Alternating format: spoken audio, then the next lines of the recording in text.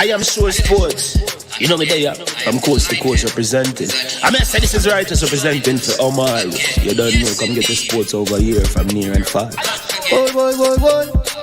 Me say I am sure sports, one thing me sure about. When me say sure, that me not doubt. Come get your sports, get it over here. Come subscribe, repost and share. I am sure sports, one thing me sure about. When me say sure, that me not doubt. Come get your sports, get it over here. Come subscribe, repost and share. If me not sure, that me not say it. Know who score, that me not say it. Never know the game play, that me not say it. If me never seen a game, me no know who play. For your sports news, better come over here so. For your soccer news, then come over here so. If you don't love sports, still come over here so. For the day done, you are gonna love over here so.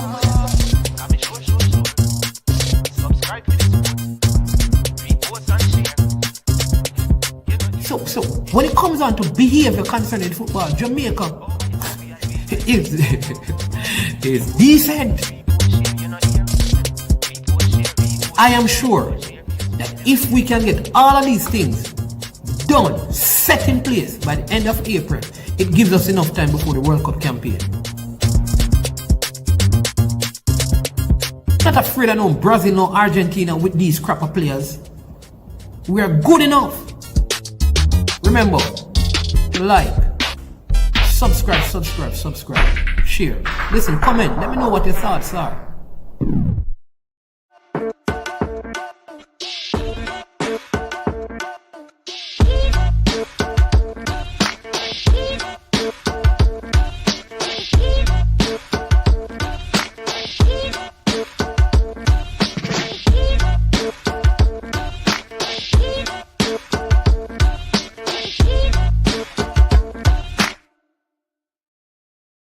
Trick Jerk Marinade gives your meats and vegetables authentic Jamaican jerk flavor. The spices are directly from Jamaica. Spices like jerk seasoning, allspice, Scotch bonnet pepper, fresh scallions, thyme, ginger, and garlic. The key ingredients to a great jerk marinade. 0% sugar and low in sodium. You want to try it?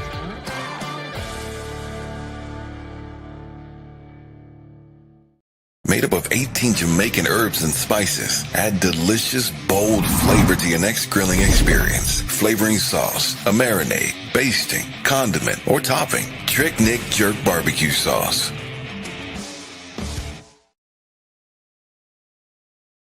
All right. Good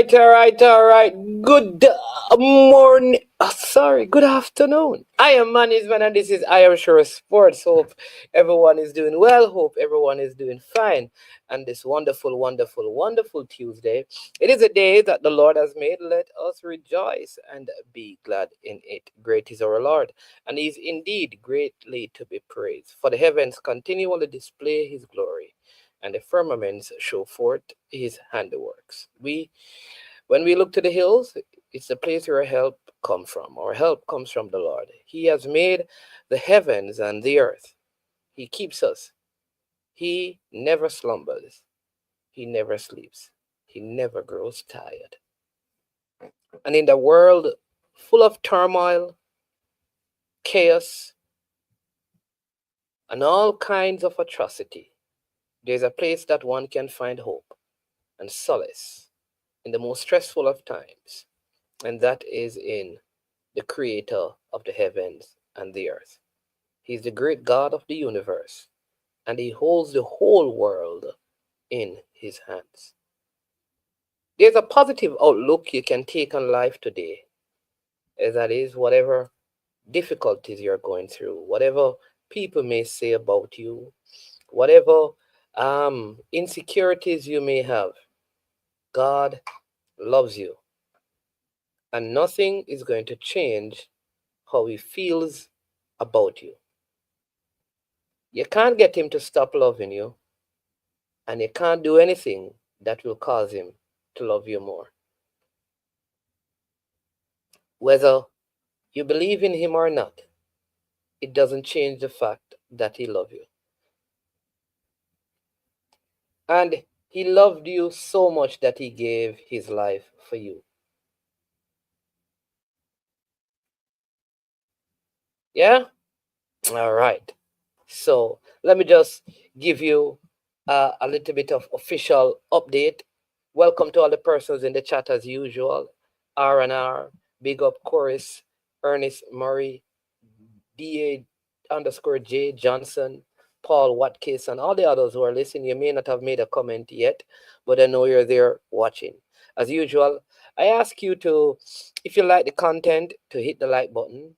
And even if you don't like it, please, for my sake, hit the like button, subscribe, and share. Again, we are going to give you some photos, not today, maybe on Friday, of our Christmas give back, because we gave out thousands of dollars worth of gifts. All right. And then on Boxing Day, we're still making preparations to feed homeless people with a good meal. And so we're asking you to contribute to super chats and super stickers, because whatever you do in this month of December, it will go directly to that. And we will show you photos. Sometimes we prefer not to do that, but we do understand that people want to see that what they give their money for, it is being used for. All right. The truth is, I didn't have to say it. I could just use it because it is contributed to the channels anyways, because people love the content. But I want you to be a partner in this because I believe it is something worthwhile. All right. Also want to big up Demo and his group, his crew, who did their project out in Hermitage. I mean, they had some setbacks in terms of that football competition and the educational stuff that they were doing on Saturday. They did have some setback in terms of persons who should have come in and really sponsored and given towards it. They didn't. Nonetheless, it was a successful initiative. And we need more people in the diaspora and across the world to do this kind of a thing, to go back to the communities that they're from and find a way of mobilizing mobilizing the young people. You got the police, the medical fraternity, the educational, firefighters, all of that involved. And in fact, they had more support from people outside of the community of Hermitage than Hermitage itself. And so it is good. And sometimes these things start small, but the truth is that they are bigger, you know, bigger days to come that lies ahead. So I implore you as well that wherever you're from, go back, keep a little five-a-side thing, keep a T20 cricket game, play some netball, but re-engage the young men and the young women of the communities that you're from, and let them see that you came out of that said community and you have made something meaningful of your life, and you want to help them in creating that opportunity for themselves. All right, so go ahead again. Please make sure you hit that like button, subscribe, and share. Today is the under-16 finals. Will be played at rural area under-16 finals. Will be played at St. Elizabeth Technical, where the Manning School will go up against Clarendon College, and you know how that is going to go. Also want to say a happy belated birthday to Gregory Simmons. He's the father of Nicholas Simmons and Cameron Simmons, reggae boy, reggae girl at the junior level. Celebrated his birthday yesterday. So, Sir Simmons, happy birthday to you, and continue to be the good person that you are. All right. Yeah. All right. So let's jump into some of the topics for discussion today. Speid crying, Arteta going, Pep failing, Chelsea gaining, Liverpool slipping, and the U17 a solid unit. All right. I don't know if I should begin at the beginning or I should begin with what is at the tail end. I noticed there's one Mr. Rudolph Speid. I cannot figure out if it is the real one or it is the fake one. So it would be good, because many times people use the moniker Rudolph Speid and then it is not Rudolph Speid. But well, you may not have shed tears, but it was crying. Even if it is legitimate, it was crying. All right, so we're going to talk about that. And I didn't tell him, he and I spoke this morning, and I didn't tell him I was going to do this. So people, I don't want you to believe that this is planned. And I can tell you, by the very headline, he's vexed already, because he gets vexed very easily. You have to be careful. So right now he's vexed, and I'm going to make him even vexer when he hear my take on his issue with the congestion of the fixture. It's going to be an interesting take. I'm going to talk about the Arsenal coach Mikel Arteta and what my thoughts on him are for the last 4.5 to 5 seasons at Arsenal and what I think should happen.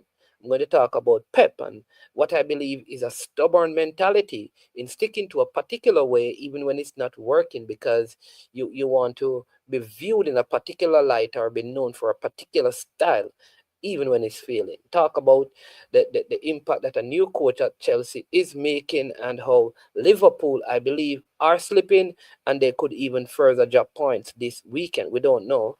And then, yeah, talk about the under 17 unit. So let me know what you think. Again, hit the like button, subscribe, and share. Big up to those. Big up Sherman Scott, Jam PL fan. Bless up yourself. Always covering the JPL. Big up to you and BAM Sport and Military Guna. Continue to do a great work with the JPL content, right? All right. I see one of my Arsenal brothers saying Arteta is unshakable at this time. He's unshakable. Oh, unsuckable. Oh, he's unsuckable. Must be sucker, not suck. Oh. All right. So yeah. Yep. Let Mr. Speed, where you want me to start? Talk, give your perspective, give you my perspective and your perspective. Or let's start with the U17. So the U17 played against Cavaliers. Of course, this would have been Cavaliers' recovery day. All right, meaning they played on Sunday, so Monday would be a recovery day. So obviously, their best 11 would not have started the game. The game, a very good game, very, very good game. The under 17 team. I have not heard someone who has watched them who are not impressed with the way they move the ball, their technical quality, their aggression in terms of tackling, their pace, their structure, and stuff. I know that what I've heard is a few persons really talking about the area of goalkeeping, that there are some limitations there and that they need to be scoring way more goal, but there's a greater focus on possessing the ball than actually scoring on the counter. That's probably the two things that people have been most critical where they are concerned. All right. So the first half, this was at the Captain Horace Center of Excellence, ended 0-0, and the U20s missed a penalty. And so as the second half began, Cavaliers started bringing in more of their Premier League players. And so the game ended 2-0 in favor of Cavaliers. But if you watch the highlights of that game, it is, I know you can see the highlights on BAM Sports. They really played well and they look good. They really played well and they look good. Good game. Like I said, they were possessing the ball. You see the movement. Good players they have, some very good players. And I like the mix. All right. So my hope is that there is no bringing up of the quota issue, seeing that they're like a month away from the official competition. And this unit that has been working together for a year, there's any sort of chaos or disturbance in it. I hope so. I hope that it will continue to flow organic like it has been flowing, because they do look good. They play Arnett Gardens on Wednesday of this week. All right. So I really, really hope that there's no only 5 of these or 7 of these, and I hope that doesn't come up at any point at all. And I'm going to tell you why. All right. I hope I'm able to. Lord have mercy, people. Lord, you see it, See, me telling you, Mr. Speed, mad, He mad, Here, He says, send me the link. I'm telling you, See it? Him send a voice note 138. You see it? That out just when me start the show, Even though hear when me say it, But him send a voice note 138. I'm going to send him. People, should I send him the link? Should I send him the link? Knowing that him vex already. Him not here yet, but him vex. I'm gonna send him the link, and we're gonna beat him when him come on the platform. With him cry himself. We're gonna beat him. When him forward on the platform, we're gonna beat him with him cry himself. Because this team beat Arnett Gardens on the Sunday. We're gonna beat him. This is the game. This is the game in Montego Bay that he should be complaining about, because it is regularly that teams play 2 games during that set time. No. If they lose this game, he can complain about this one. But we want him come on and give him thoughts. Yeah, man, me send him the link, man. He said, send him a box of tissue. All right. So, all right. so, Mr. Speed, you get the link, you know. You wait a bit. People, I'm not even going to say anything else on those utterances from Mr. Speed until him come on. Hold on. I'm going to. So the U17, like I said, doing a really, really good job. And you need to see them. And like I said, many of us have been following them and watching them for a while. All right. So let me find. I think this is important to show you. Hope you can see this video. I think so. Give you because sometimes I think when we hear of kids in the diaspora, we believe that all of them are born in the States, and therefore somehow they get drawn into this discussion about quota. All right, but not everyone that resides overseas is actually born overseas. The truth is that some of the kids are actually born in Jamaica, they lived in Jamaica, and they are never ever to be discussed in terms of quota. You can't go to high school in Jamaica and there's any discussion about you being in a quota. It shouldn't be, you know. But even if there is logical reasons as to why you want to, I cannot be in Jamaica until I'm 13, 14, 15, and then come to play under 20 or under 17 and hear that, well, you are part of it. It should not be.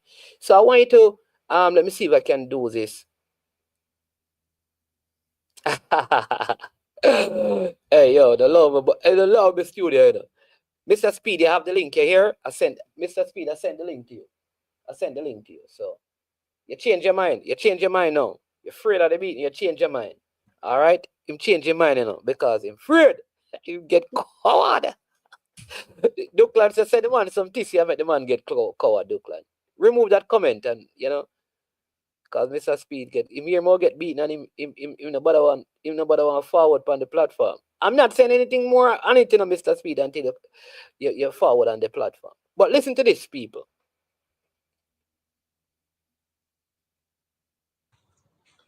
My name is Earl Miller and I'm from Glenmere High School and I play striker. My name is Earl Dennis, central midfielder, Mount Pleasant Academy. My name is Naran Allen. I play right wing. I'm from Denmark. My name is Jamar Nolan. I'm a center for the Mount Pleasant Academy. My name is Giovanni Taylor. I'm a midfielder and I go to Jamaica College. Owen Jump from Mount Pleasant Academy and I'm a midfielder. Zaire Dawes, Kingston College, midfielder. Damali Williams from Excelsior, centre mid and right back. My name is Javan Anglin. I play for Malanai and I'm left wing. My name is Jake Brown. I'm a centre back, Pomo United.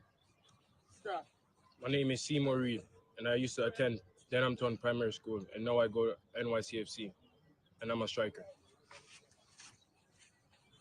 Zinedine McLean. I used to attend Jamaica College. I'm a left back. Now I'm at Russell Lake Academy. Dario White. I used to attend Arden. Now play for the Portland Timbers, striker midfielder. Justin Murray, Glenmere High School, and I'm a goalkeeper. Jonah Stedman, attend States, and I'm a goalkeeper. Kevin James, Jamaica College, and I'm a goalkeeper. Gerard James, Bugatti High School. I'm a goalkeeper. Demar Blair, Huntington High School. I'm a goalkeeper. Carlisle Tingling, I'm from the school Cornwall College, and I'm a goalkeeper.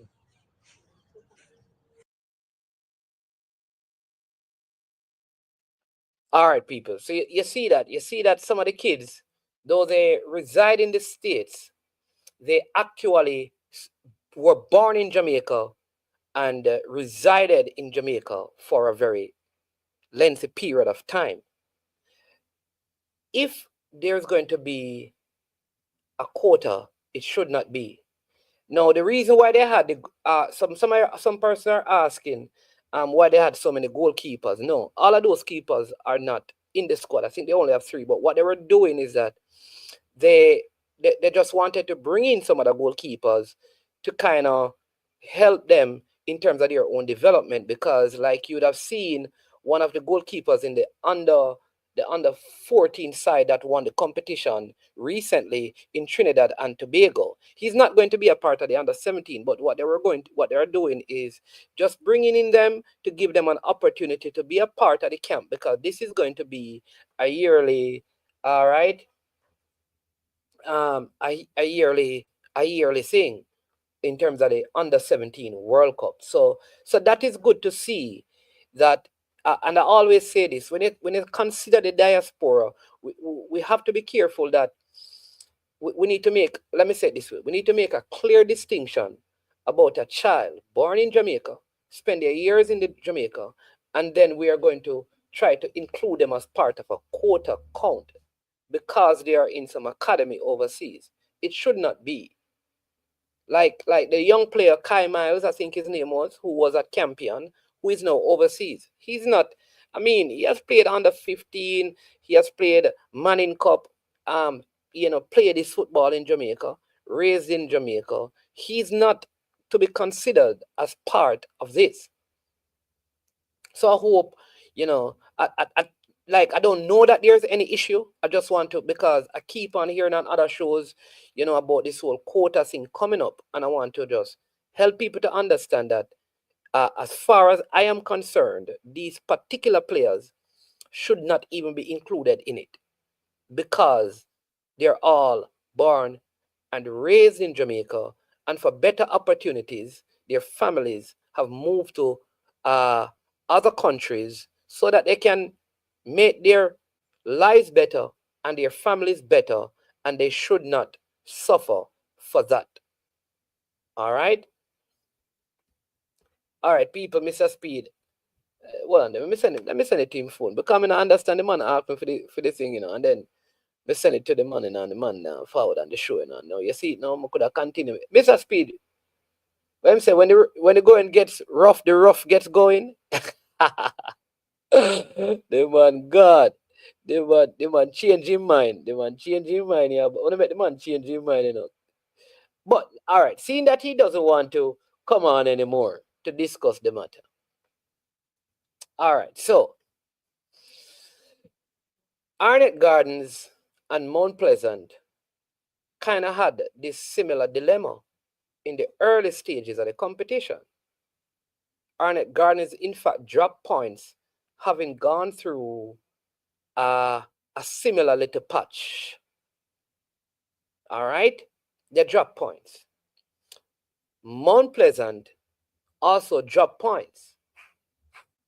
And you as well, who watch the EPL, would notice that oftentimes when the teams who are in the Champion League have a Champion League game in the week, it is a common thing for them to drop points on the weekend, especially for teams that don't have deep squad,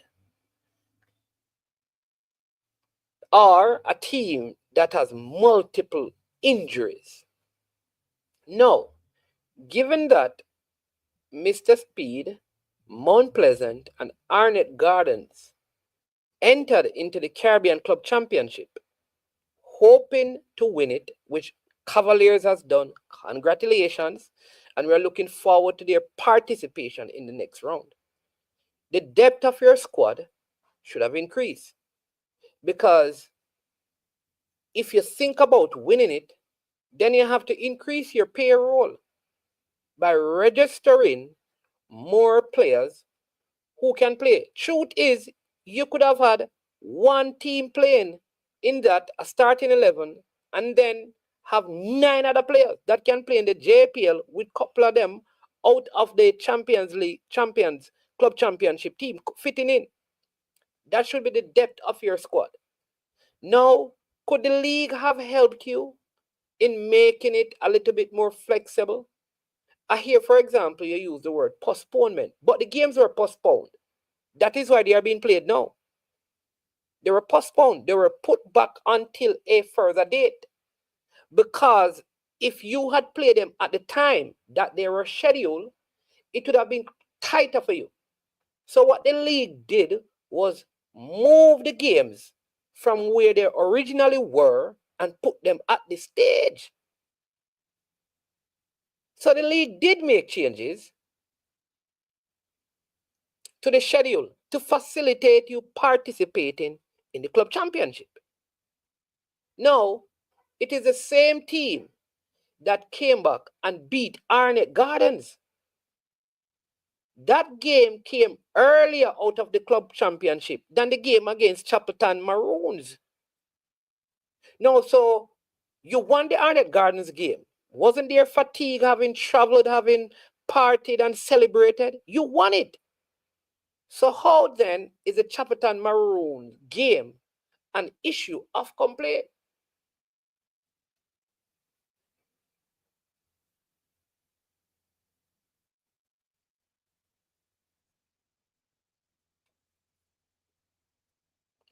So this weekend coming, Mobile United will be playing on Sunday, you know. They play or Monday, you know. They play you today. So on Wednesday, which is a common thing. Teams are playing El Carabao Cup today, tomorrow in the Premier League, and then on Saturday they play a shorter window than what you have. You are playing Mobile on Wednesday, and then you have a game on Saturday, or you have a game on Sunday, or on Monday.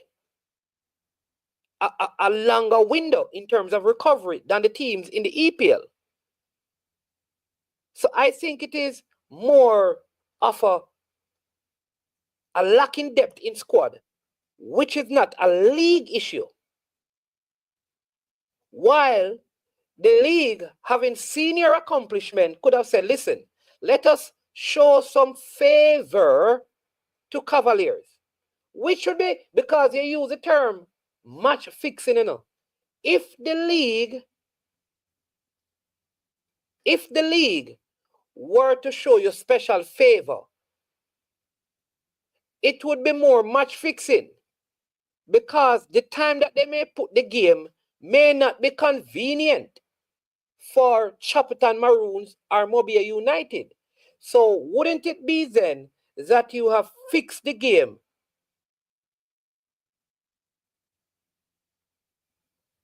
to facilitate you being at your strongest? That would be more like a match fixing situation to me.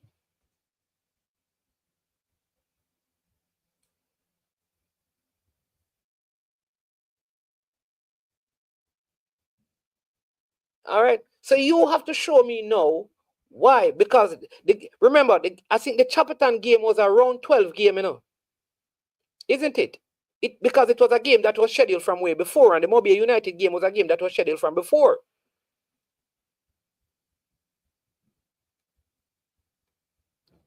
Because Mount Pleasant actually had, and Arnett Gardens had some away games, and when they came back, they played like a Monday night fixture. So it is, I think there has been a consistency in how the games are scheduled. Now, I do understand if you say based on recovery, the league itself could have looked and said, listen, look, because let me say it this way, the league should not look at your accomplishment to favor you, because that would be more match fixing.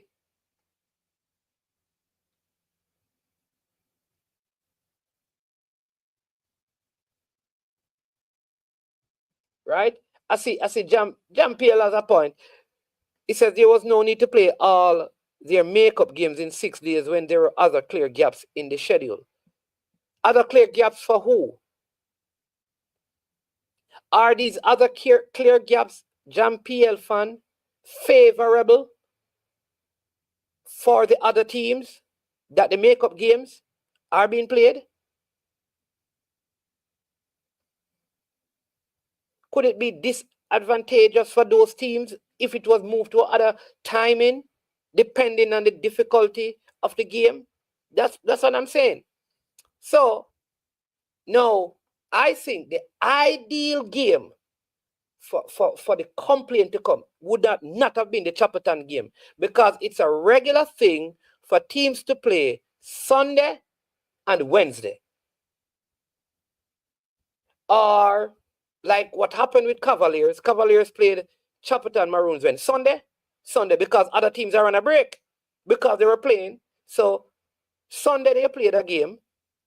That's a regular thing, to play a game on a Sunday and to play a game on a Wednesday. That's not new to the league. That's a regular thing. So the Chapperton and Mobile game is not a difficult thing.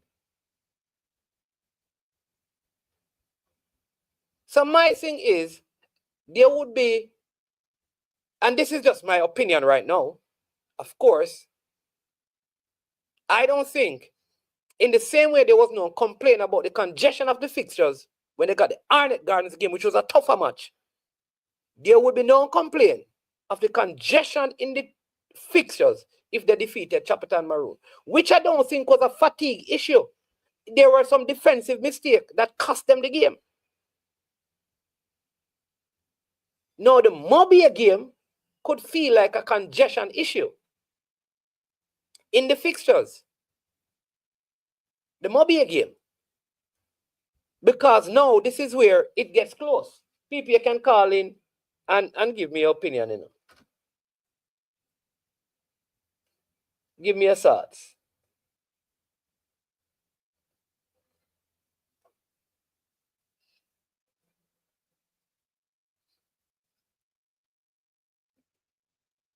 Yeah, but what I'm saying though, Jason Guna, is that the comment about the fixtures after the Arnett Gardens game had to do more with the Chapperton game and the Mobile game. But generally, teams play Sunday and Wednesday in the league. So, which one of the games was a congested game? Was it the Arnett Gardens game, which because the other Premier League teams finished their first round games? Or if all the teams were playing, would it have been an issue? If all the other teams in the league played on Sunday, would there still be an issue? Mr. Speed, you need to call in and explain. No, you hear my perspective. You need to call in, because you see, you want the link, I send the link to you, and now you're not responding. You're not afraid of management, certainly not. Because I don't have long to stay on this, you know. And you check my message, you know, Mr. Speed. You check my message. You read my message, and you're listening to the show. You're listening to the show. Hello, afternoon. Good afternoon. Yes, man, it's man. Afternoon. Yeah, man. What's going on? Man. Talk to me. Yeah. Yeah, man. Thanks for having me on the show, first of all. And afternoon to your chat. Yeah, man. This one I address some quickly. He first complained about the fixtures issues after the Arnett game, you know. So that was after he won the game. He actually mentioned that these fixtures are piling up. So he actually first complained. In what I'm saying though is that when he said these fixtures are piling up, which particular game is that in reference to? That is my point. No, man. He was referring to the schedule in terms of what's upcoming and what he's going through currently. So he was speaking about the gauntlet of playing the 4 games in 6 days. All right, so let's go. Which games are the 4 games he's speaking to? So he was talking about the Arnett game, the Chapperton game, the Montego Bay, and then the Mullines next Sunday. All right, so fine. So Arnett Gardens was played when? On Sunday? No, Arnett was played on the Thursday. On the Thursday. Okay, so Arnett played on the Thursday, and then when he played again on Sunday. And then Sunday, yeah. Okay, so he's saying that he should not have played Arnett on the Thursday. He didn't specify which of those games should have been the one. Well, I shouldn't say that. He specified the Montego Bay as well.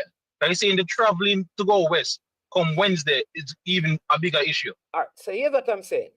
If it was he okay with the Arnett Gardens game on the Thursday?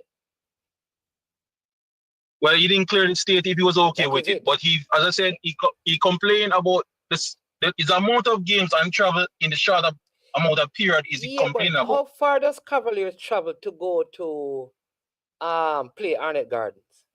No man, he's counting the travel to the Dunrep game before the Arnett. I mean, so he came back into the island the Thursday. No. Right? No, he didn't come in the island and play on the Thursday. He didn't come in the island on the Thursday. No. When did they came up from Dunrep from the final? The final was played on the Tuesday. They came back the Tuesday, and they came in on the Thursday. And they came in the Thursday. And they played the following week. They played. No. They played the Sunday. Who they played on? Not the following week. They played Malines the Sunday. Yes. Yeah, man. They played Malines the Sunday after they came back from Dunrep. Then they played Thursday, which is Arnett. Then they play Sunday again, Chapelton. Then they play Wednesday, Montego Bay. And now they play Sunday next week again. So, what I'm asking you, all right? So, when they came back, because the game was played on the Tuesday, right? Yeah. You said he had a game on the Sunday. Yes. So, is the league unfair to have scheduled a game on the Sunday, seeing that he played on the Tuesday?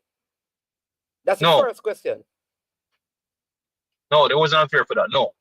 All right. So you're saying that they came back to Jamaica. They played because they played back on the Tuesday. They had a game on the Sunday. Because so the time between the Tuesday, because the league really and truly, you know, the league has to set the schedule without consideration for the day the team really takes to travel. Because it's two different leagues. Therefore, it would be more prudent then to have traveled. To have traveled on the Wednesday if you needed more time. So fine. So because the Mullins game, they won by a big margin. Yes, man, 5-0. Yes. 5-0. So did it affect the Mullins game? Was it Mullins Not game? necessarily. All right. So fine. All right. So that's a Sunday game. That's a Thursday game. No, that's a Sunday game, right? Where they defeated Mullins.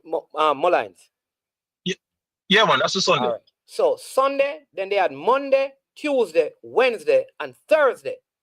And they defeated Arnett Gardens. Was there a problem in terms of the time period for recovery from the Sunday when they played Mullins to the Thursday when they play Arnett Gardens? In a vacuum on its own, no, there was no problem. All right. So just look but in the context of wear and tear, hold on no one's man, but in the context, I know where you're going, you know. This in a vacuum in itself, these are just regular league games. No, there's no issue between the time period of recovery. But in the context of wear and tear and traveling and the players on them legs and probably them health, it might be too many too quickly. So which especially when you realize in the schedule. What I'm saying, fine. You're saying that it's too many too quickly. Which one of those games you thought was played too quick? The Arnett coming Thursday was too quick. And then this Wednesday Mobile game came too quick. So the Arnett games, the Arnett Gardens. So you're saying that the fact that they came in on the Thursday and played Arnett Gardens on the Sunday, that game was played too quick. Yeah, I don't think they needed to play the Arnett game Thursday. Right. So fine. So they moved the Arnett Gardens game. When should they play it? Because it needed to have been played before. These games need to play before the other teams play. So let's work out something favorable for Cavaliers. So whoa. I heard that argument before. Why do they need to be played before the other teams? Why? No, before the second round begins. Because you're gonna have more pile-up. Why? Because you're gonna have why? Hold on, man. There's no end around final, you know. No. So what's wrong? I'm answering. Okay. Why would a team have 3 games? 3 games 3 games not played in the first round of a competition, right? When every other team has either completed all their games or have 1 game. Why is it necessary? Why the other teams can't say, but we played some back-to-back games. We never get any recovery. Why do they need an extended period of recovery more than us? But it's not really extending period. It's not really extending period. Watch this now. Here's how we're going to extend it. Sorry to cut it, but here's how we're going to extend it. So you're saying that don't play the Arnett Gardens game on the Sunday. So let's work on the Thursday. On the Thursday. Yeah. Don't play. No man, don't play the Mullines game on the Sunday because that's too quick. No man, they could have played that Mullines game on the Sunday. How they could come back to Jamaica and play Mullines, and that's the shortest window they had. That is a game they should not have played. All right, no problem. Even fine. They could move that. They could have moved that game. Fine. So let's remove that game. Let's remove that game. Yeah. All right.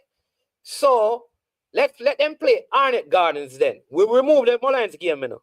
All right. So say they played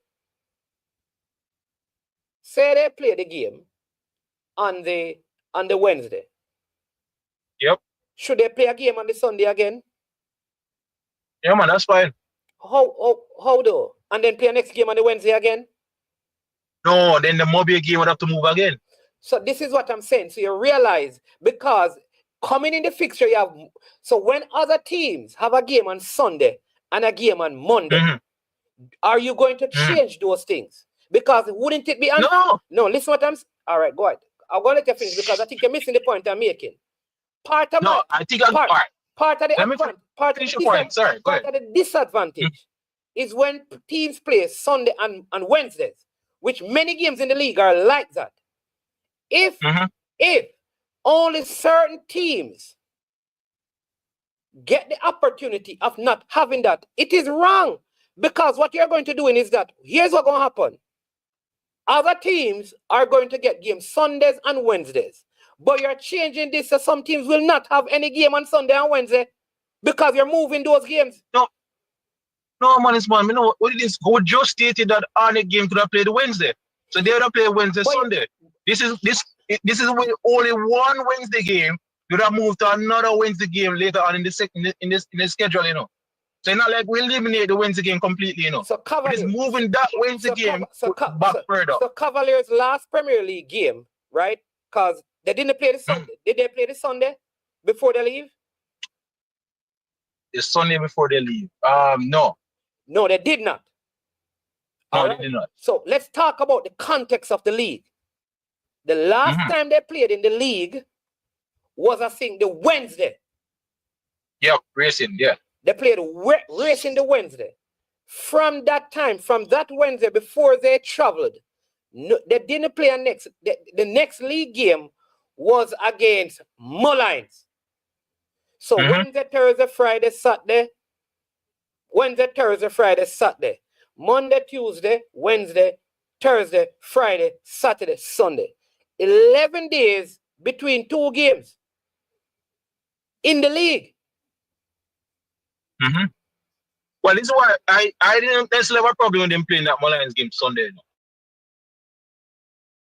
Games after that Mullines game that they cram into one weekend just for them to have party before the start of the second round. When I don't see the need to have them on party before the start of the second round. So you're saying that they should. There was no need. But Paul is saying, I'm talking like someone who don't play football, because what he's saying, what he's saying is that when they came back, they should have gotten 1 week break. I don't see no team in Champions League. Wait, came back from traveling? No, I don't believe so. No. I don't know where people get that. We're in the world of football. You go and play a league match. You go and play. Because remember, they played a leg in Jamaica and they got a break. We're forgetting that. I agree. They got a break because they played a leg in Jamaica. You go away and play a leg, and you're saying that because you go away and play a leg, give this team a week break before they start playing in the league again. Tell me one other league that happens. That's a good league. It don't happen in the EPL. It don't happen in the EPL. No, well, as I said to you, I agree with they playing that Sunday after they came back from that break. I don't have a problem with that. The issue now is that it seems that the league organizers realize round 2 is happening and they want them to clear their schedule to everybody be on party before the start of round 2. But there's no real incentive or need for everybody to be on party before round 2 though. Yeah, but this is why they're coming. How you know that though? Unless we hear from the persons who are doing it, they may have a reason. All right, thinking you're right, they may have a reason. They may have a reason. Looking at the outside, yeah. But looking from the outside, I can't really ascertain what would be an incentive to play everybody on party before the round 2 if we no longer have an end around final. So what's the need to play? Because I'm looking at the schedule right now, there is a gap between the 12th of January and the 12th and the 18th of January. They could have played their Mobile Wednesday game there. No, because that is no, you can't. All right. So are you talking? But the league must take a break. You're gonna have the same. What break? The break happened already. No, you just said you said that there's a break. There's no league. No man. When I say break, when I say break, I mean there's no midweek games between the 12th and the 18th. But what I'm saying though, you have to also consider the other team that Cavaliers is playing and the impact on them. I think what we are doing is saying that because they played in this competition, they deserve a greater level of favor than the team that they are going up against. Even if it is disadvantageous to that team. It's 2 teams in the thing. So what about the fact that Cavaliers has to face these teams now who have last week Sunday off? Because Mobile didn't play this weekend. I know they're going to face a Cavalier team that played 2 games in 4 days. So that is not advantageous to Mobile come this Wednesday now. Of course.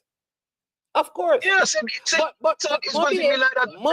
Mobile would have also suffered because they probably have gone into a game without enough game time because they didn't have Cavaliers to play. so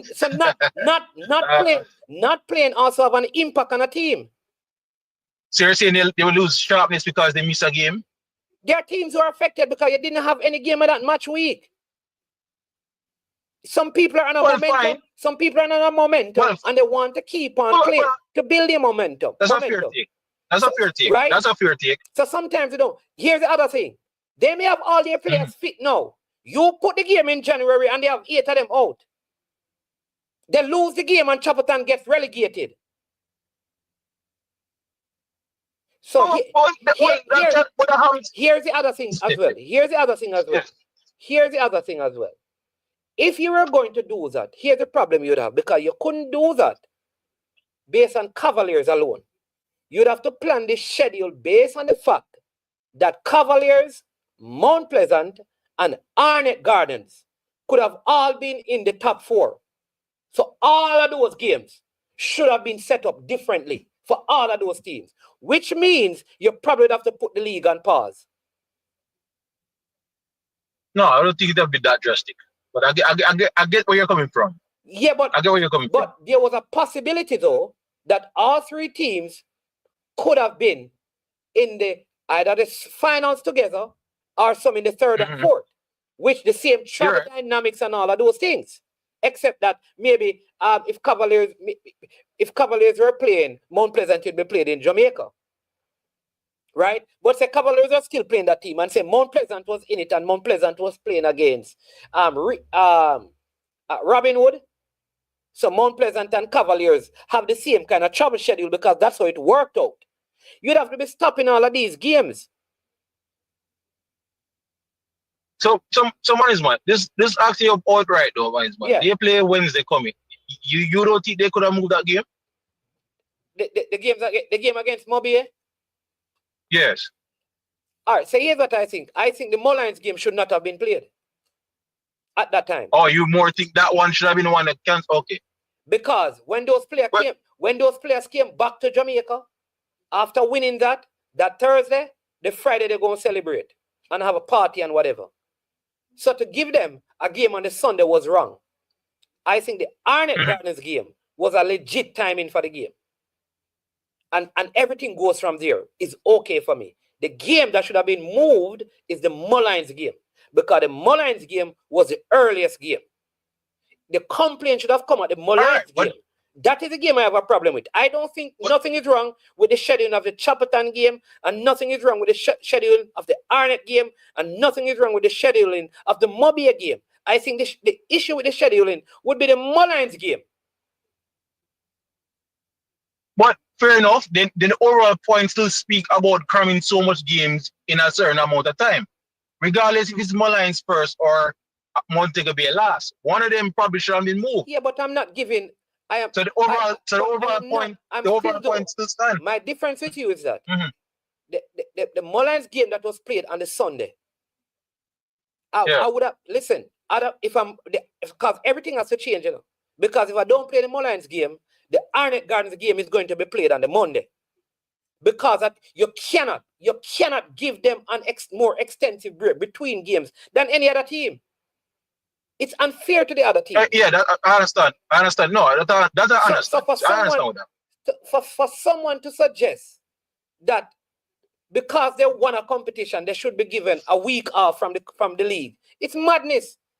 That's not real football. That's carnal league. Professional football, you don't give a man a week break from playing in his country because he win something overseas.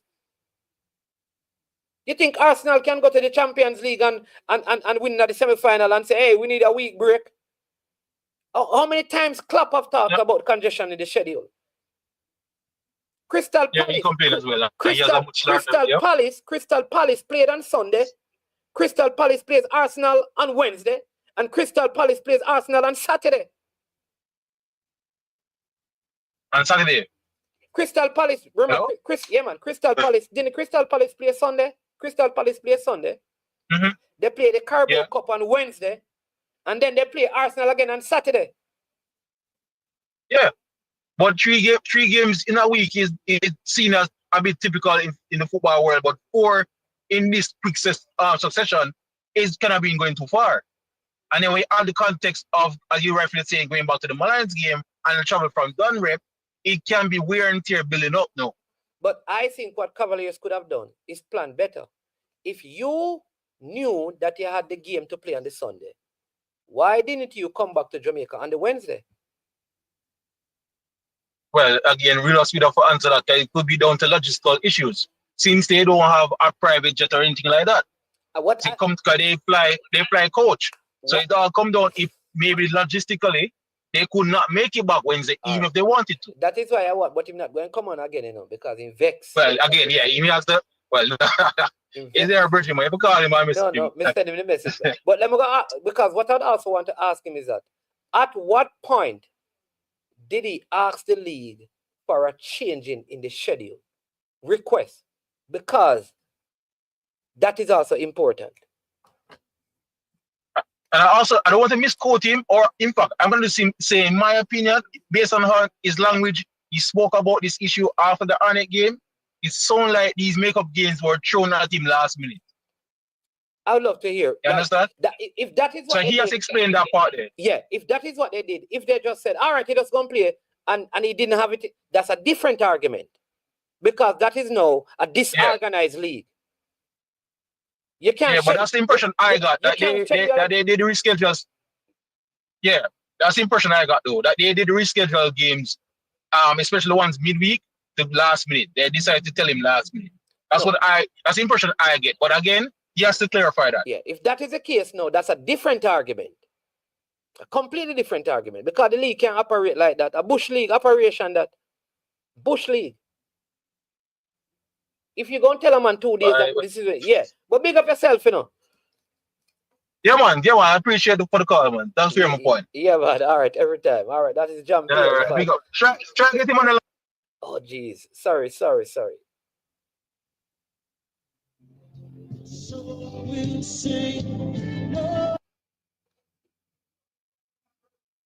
Yeah. Mr. Speid now forward on the show, man. I tell her that. All right. I like this.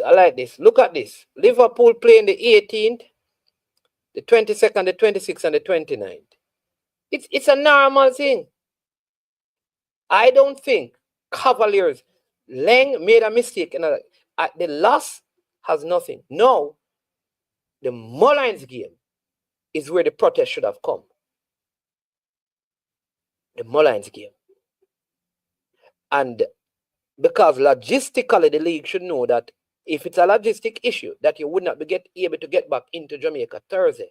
That's Thursday night. To have your play, so your Friday you recover, Saturday you do light train, to play Sunday, that's tough. You're 1 by 5. But again, Mr. Speed is not here to answer the question, so moving right along. He's not here to answer the question. He's vexed.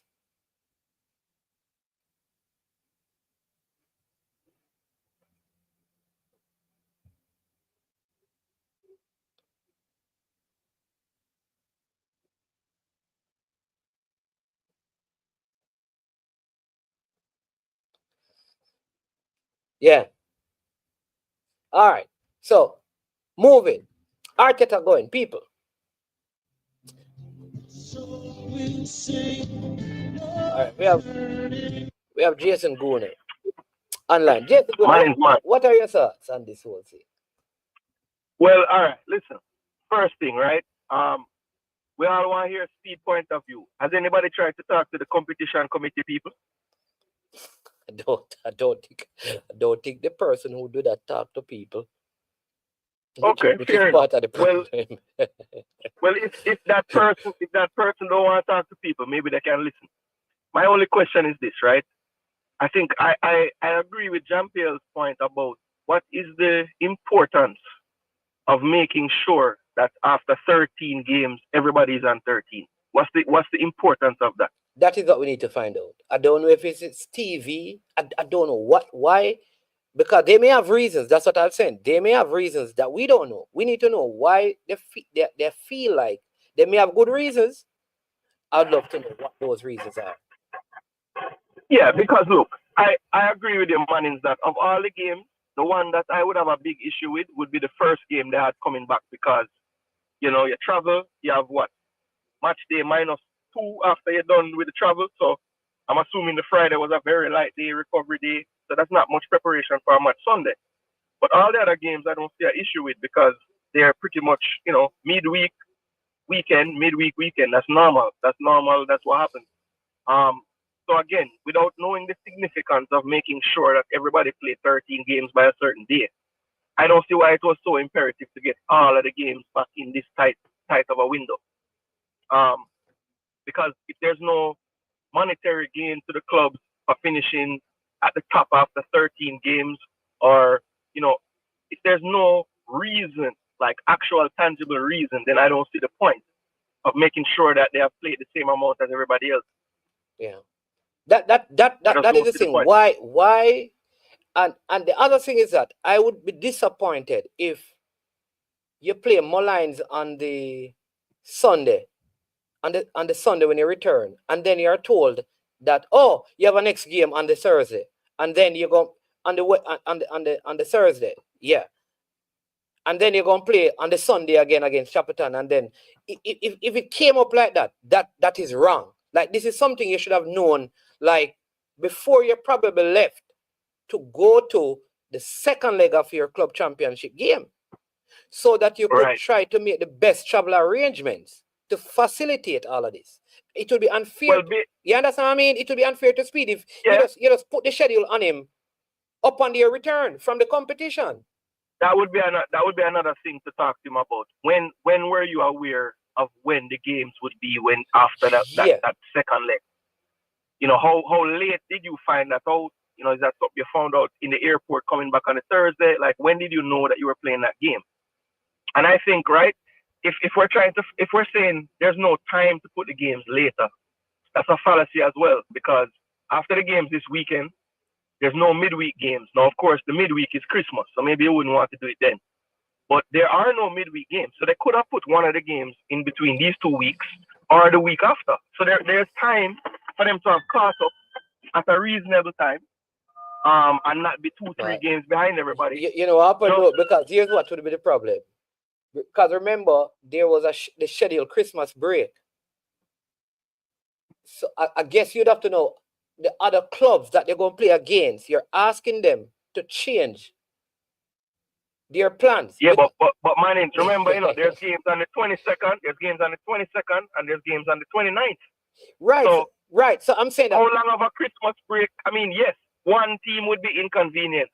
Now, if the team say we're not do that, then you have the week after that as well. So I'm just saying there are other weeks upcoming where there are no midweek fixtures. So the needing to cram it right now.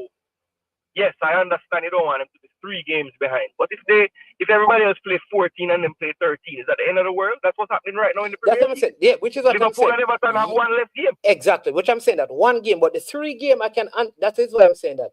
The Mullins game, and I will also say this. To me, the game of least value in terms of the table would probably be the Mullins game. So if it got pushed off for a month, I don't think it affects anything in the league per se. So well, look, the league can't look at it like that, man. Them can't say, okay, well, this team, 2 of these teams in the top 6, so we can't do no. They can't think about it like that. Because then there's something wrong with that. It has to be, across the board.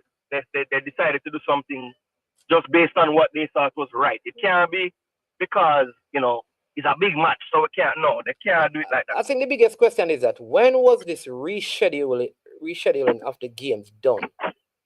Right? When was it done? And what were the things that drove it? Right? But hopefully, I know he's on his way to Montego Bay, so maybe he will reach out. What are your thoughts on the other things? Arteta, this is just me. I think I don't know. I feel like I can't go. I listened to Arteta's press conference and I feel like I'm at the point where I'm really grateful for what he has done, but I don't feel like. So you don't think he can take us any further, basically? Yeah, that's how I'm feeling. Given what I heard from him about Community Shield, FA Cup boss. I don't know if I want my coach. I don't know if I want my coach to be thinking like that. What are your thoughts? Yeah, I was very upset with those comments. Because look, yes, obviously it's a trophy, it's something, but we all know it's not the level of even the FA Cup he won, or the Premier League, or the Carabao, or any of those things, right? So, I think he needs to just face reality at this point. I think what he's trying to do is try to keep the players calm. But I think even the players themselves know that it's a make or break year for the hearing about this process we've been on and how close we've come twice now. It's a make or break year, and I just think he's not willing to just say that outright in the press conference. But he needs to be honest with himself, right? And I also just feel like, he's saying that we did enough in the game to beat Everton, and I totally disagree with him. So I feel like, right now he's not really being overly truthful with himself.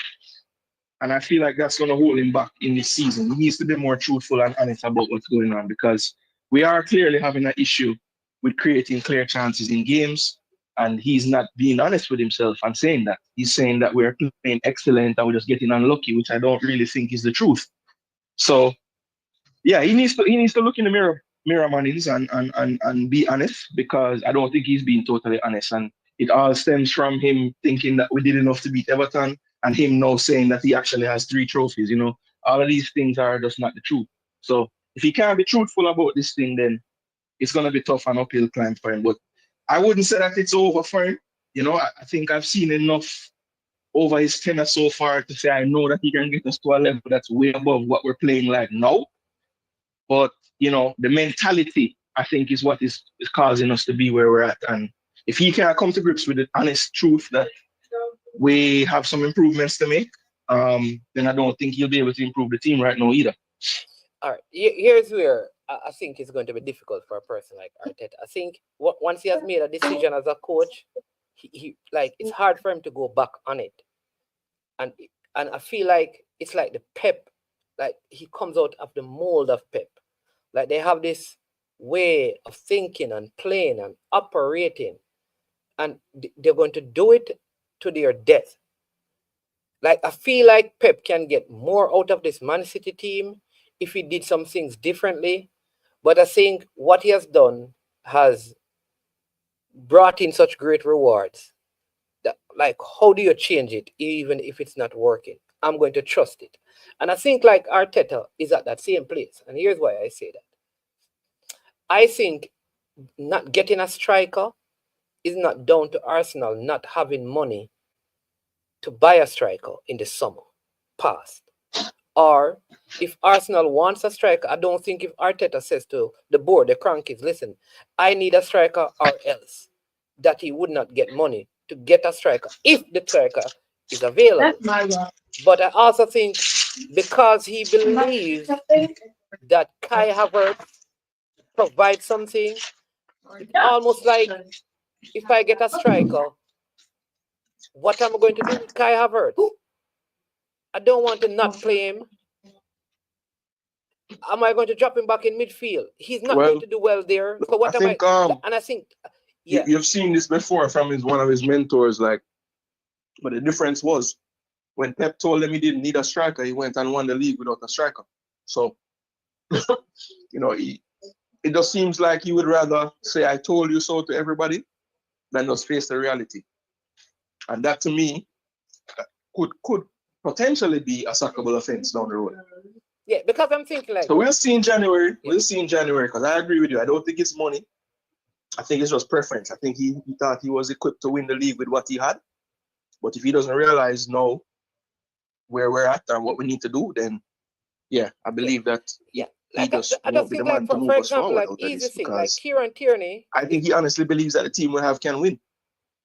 And I don't know that there's any evidence to suggest that they can with the team they have. So, yeah, changes need to be made. So we have to look in January, and I agree, they have the money, so they need to just make a move. Or a few. Yeah. I don't know. I look at even Sunday and I'm saying that, listen. But anyway, man, it's not going to run. Yeah, man. All right, bless you. Want to take in the show, yeah? Big up to the chat and big up yourself. Yeah, man. All right, cool. All right. So, yeah. So my thing is that even on Sunday, that is a simple example. How bad would it have been if Tierney came on, Timber stayed at right back, and Partey played in midfield? Like, how terribly Arsenal would play in terms of the Arteta system. Like, stuff like that. But you're just adamant that the midfielders need to play inverted, and Tierney can't do it. So I'm not going to, like, that is it. Then you have Pep Failing. The thing like Pep is like the more accomplished version of Arteta. Like, what are you doing? You cannot tell me that these Man City players are so bad that you have gone so many games without winning a match. Something else is wrong. The players who won the league, did the Champions League, these said players have gotten so bad. You're telling me that 2 players out of this Manchester City side has changed them from a number 1 team to like a team, a 6th place team. Something is off. Something else is wrong. It cannot be the quality of the players. Foden is still a top player. Guardiola is still a good player. Diaz is still a good player. They have a good goalkeeper. De Bruyne, even as his old Silva, they still have quality players. It cannot be.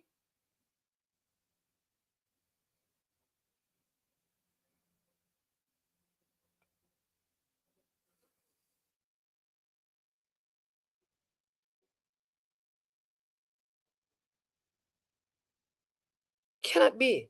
Something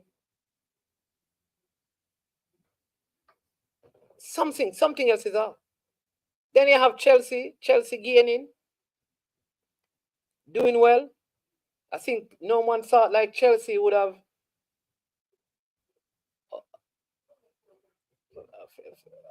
what Flavor Max, a wrong number you're calling a Flavor Max.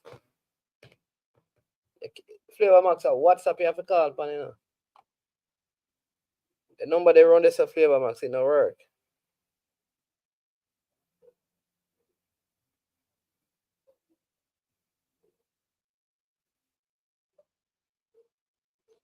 Yeah.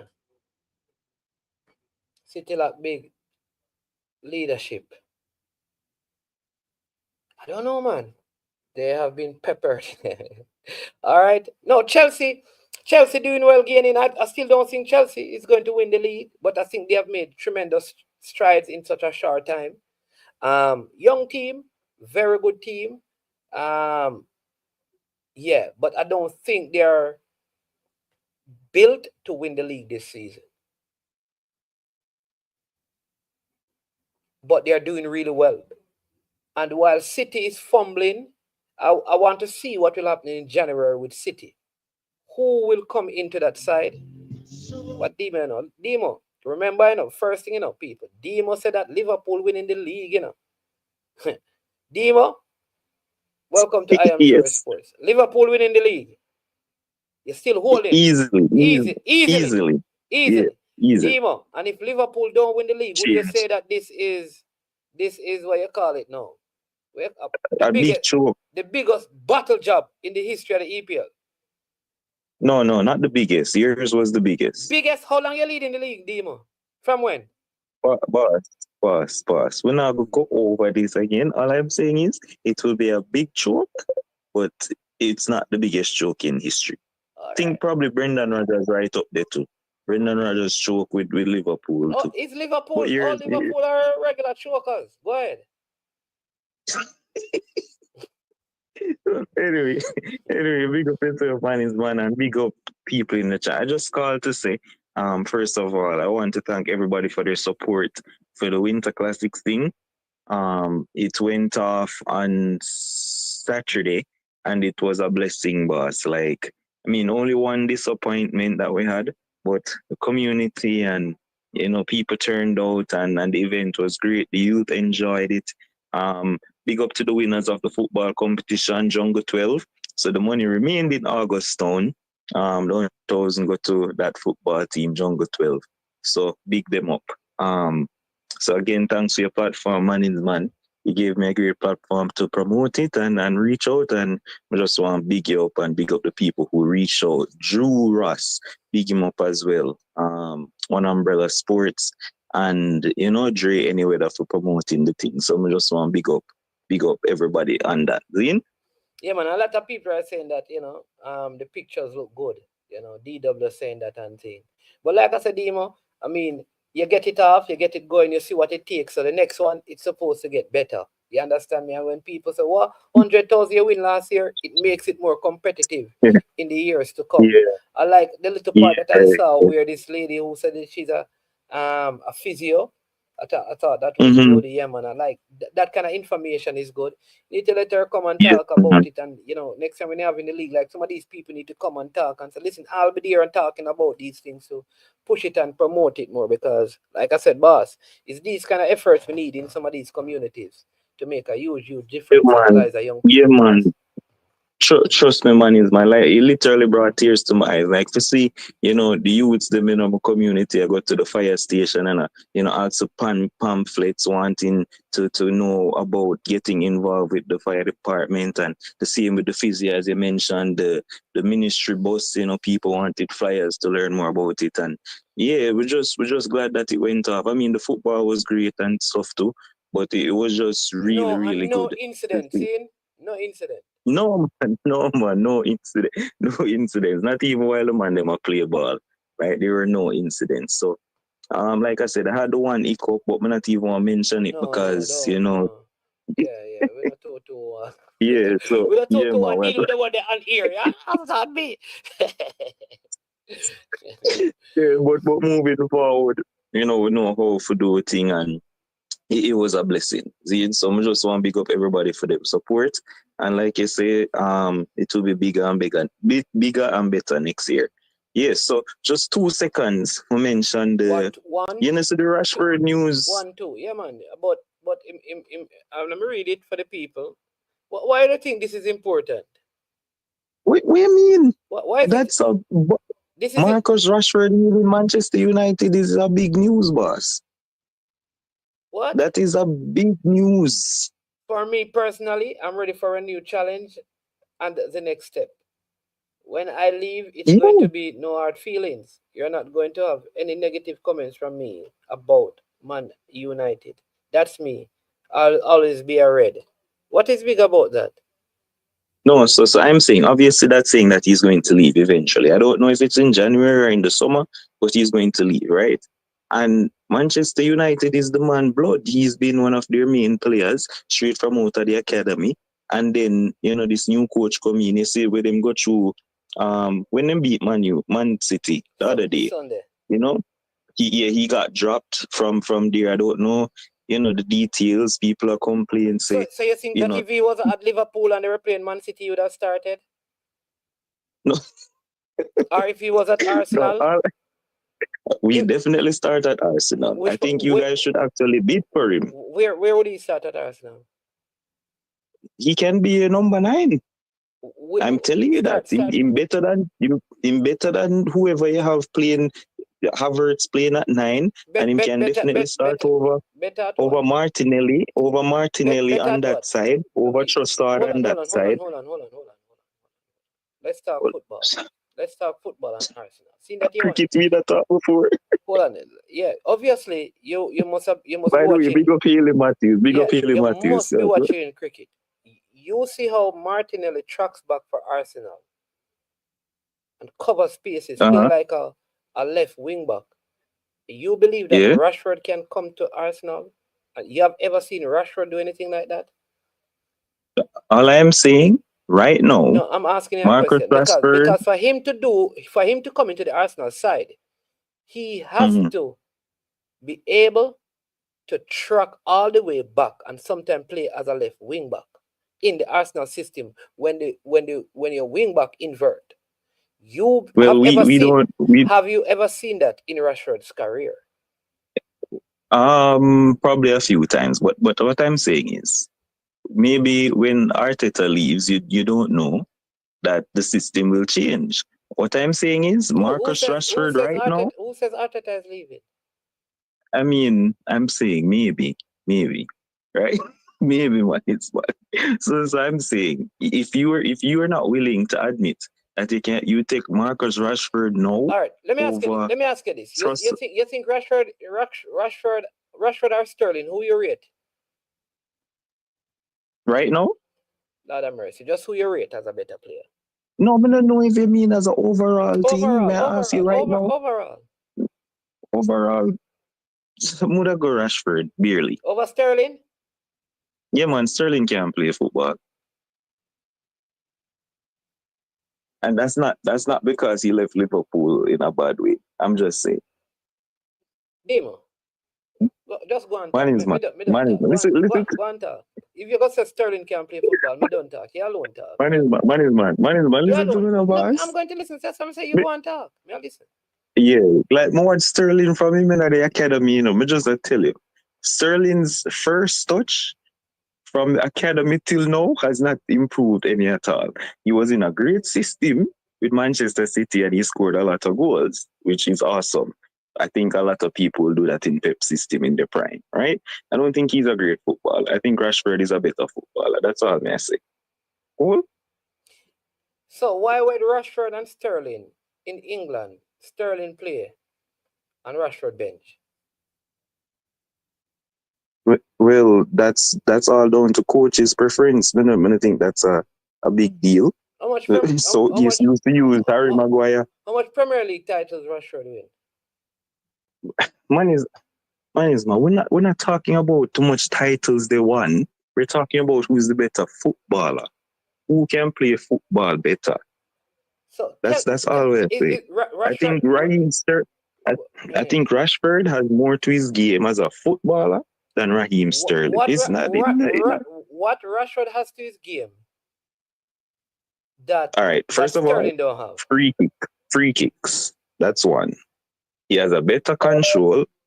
He is probably a better head off the football, and him just overall game better than for Sterling. I don't understand why this is so difficult, But anyway, that was just call for big you up and give you the Rashford news.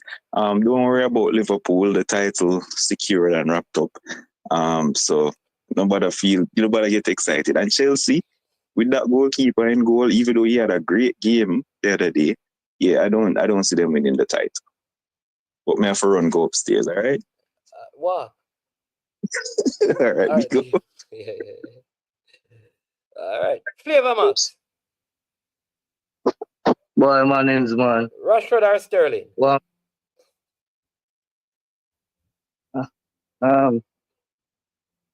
right now, two of them equal. Right now.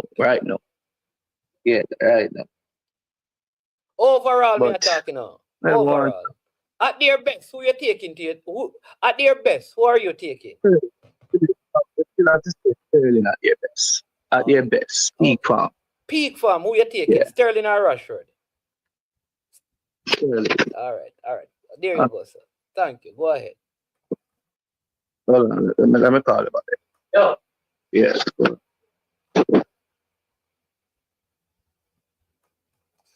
People, at their best, I am taking Raheem Sterling over Marcus Rashford. MF, you call in, MF. At their best, boss, you have to take Sterling. Bossy, we can't believe that this is a serious conversation.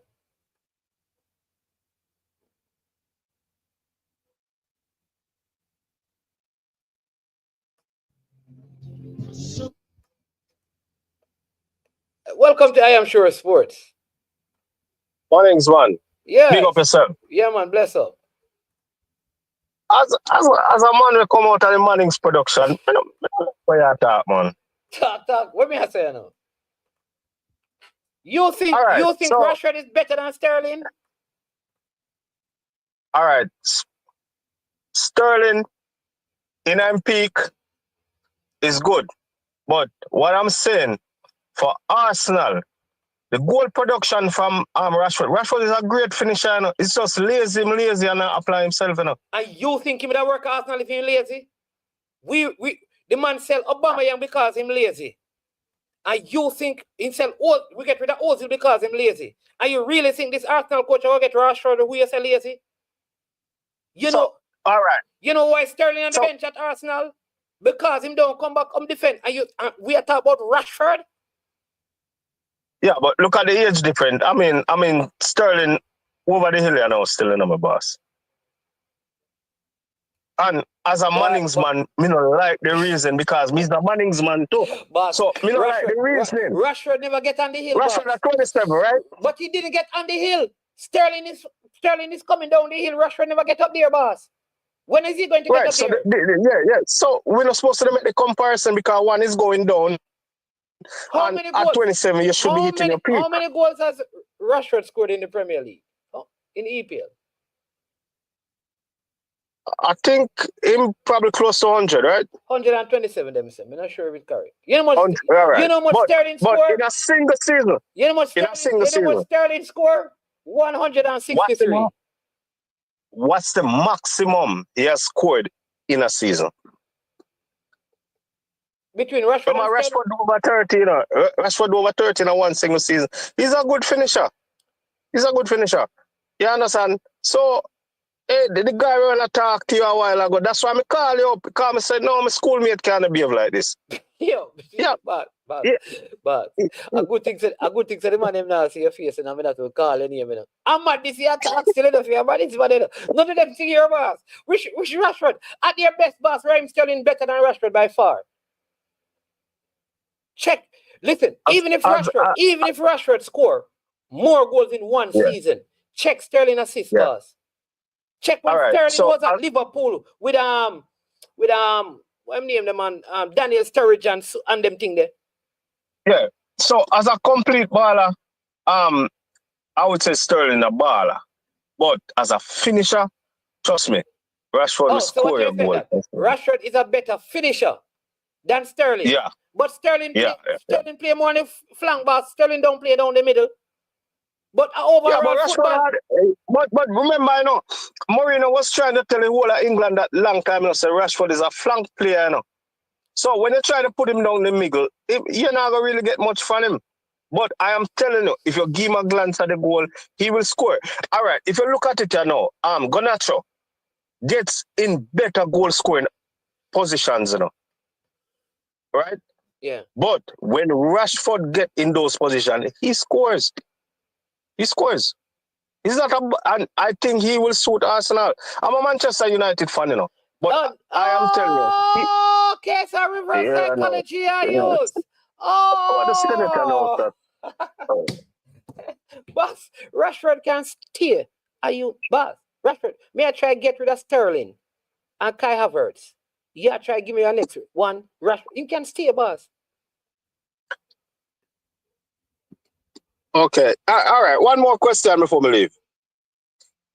What do you think about my brand new coach? You think he when mash up Arteta to like how me see him do Pep? Twice him do it in a couple months, If he's going to do what? Mash up Arteta like how me see him do Pep. Your coach mash up Arteta like how you do Pep? Say your coach. Yeah, I ask you. Say your new coach and play Arteta. Hold on. Come on, man. 2 weeks. Hold on. Yeah. Yo, this is awesome for conversation. Hold on. You just said, right? You just asked me if I believe that your manager, your new manager, Amorim, is going to mash up Arteta like we mash up Pep. Yeah. So did your manager play against my manager?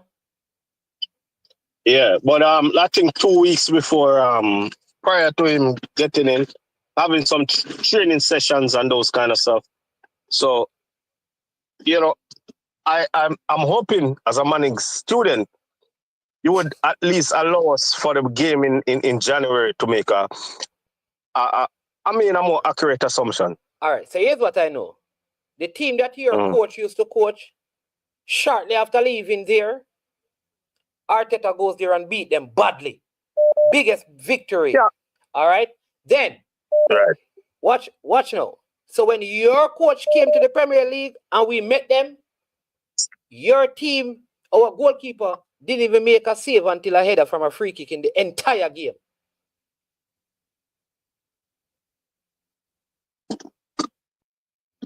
So call me back when the second leg player we talk. But right now, just keep silent on the matchup issue. All right, Mannings, man. Don't say nothing. All right, best of yourself.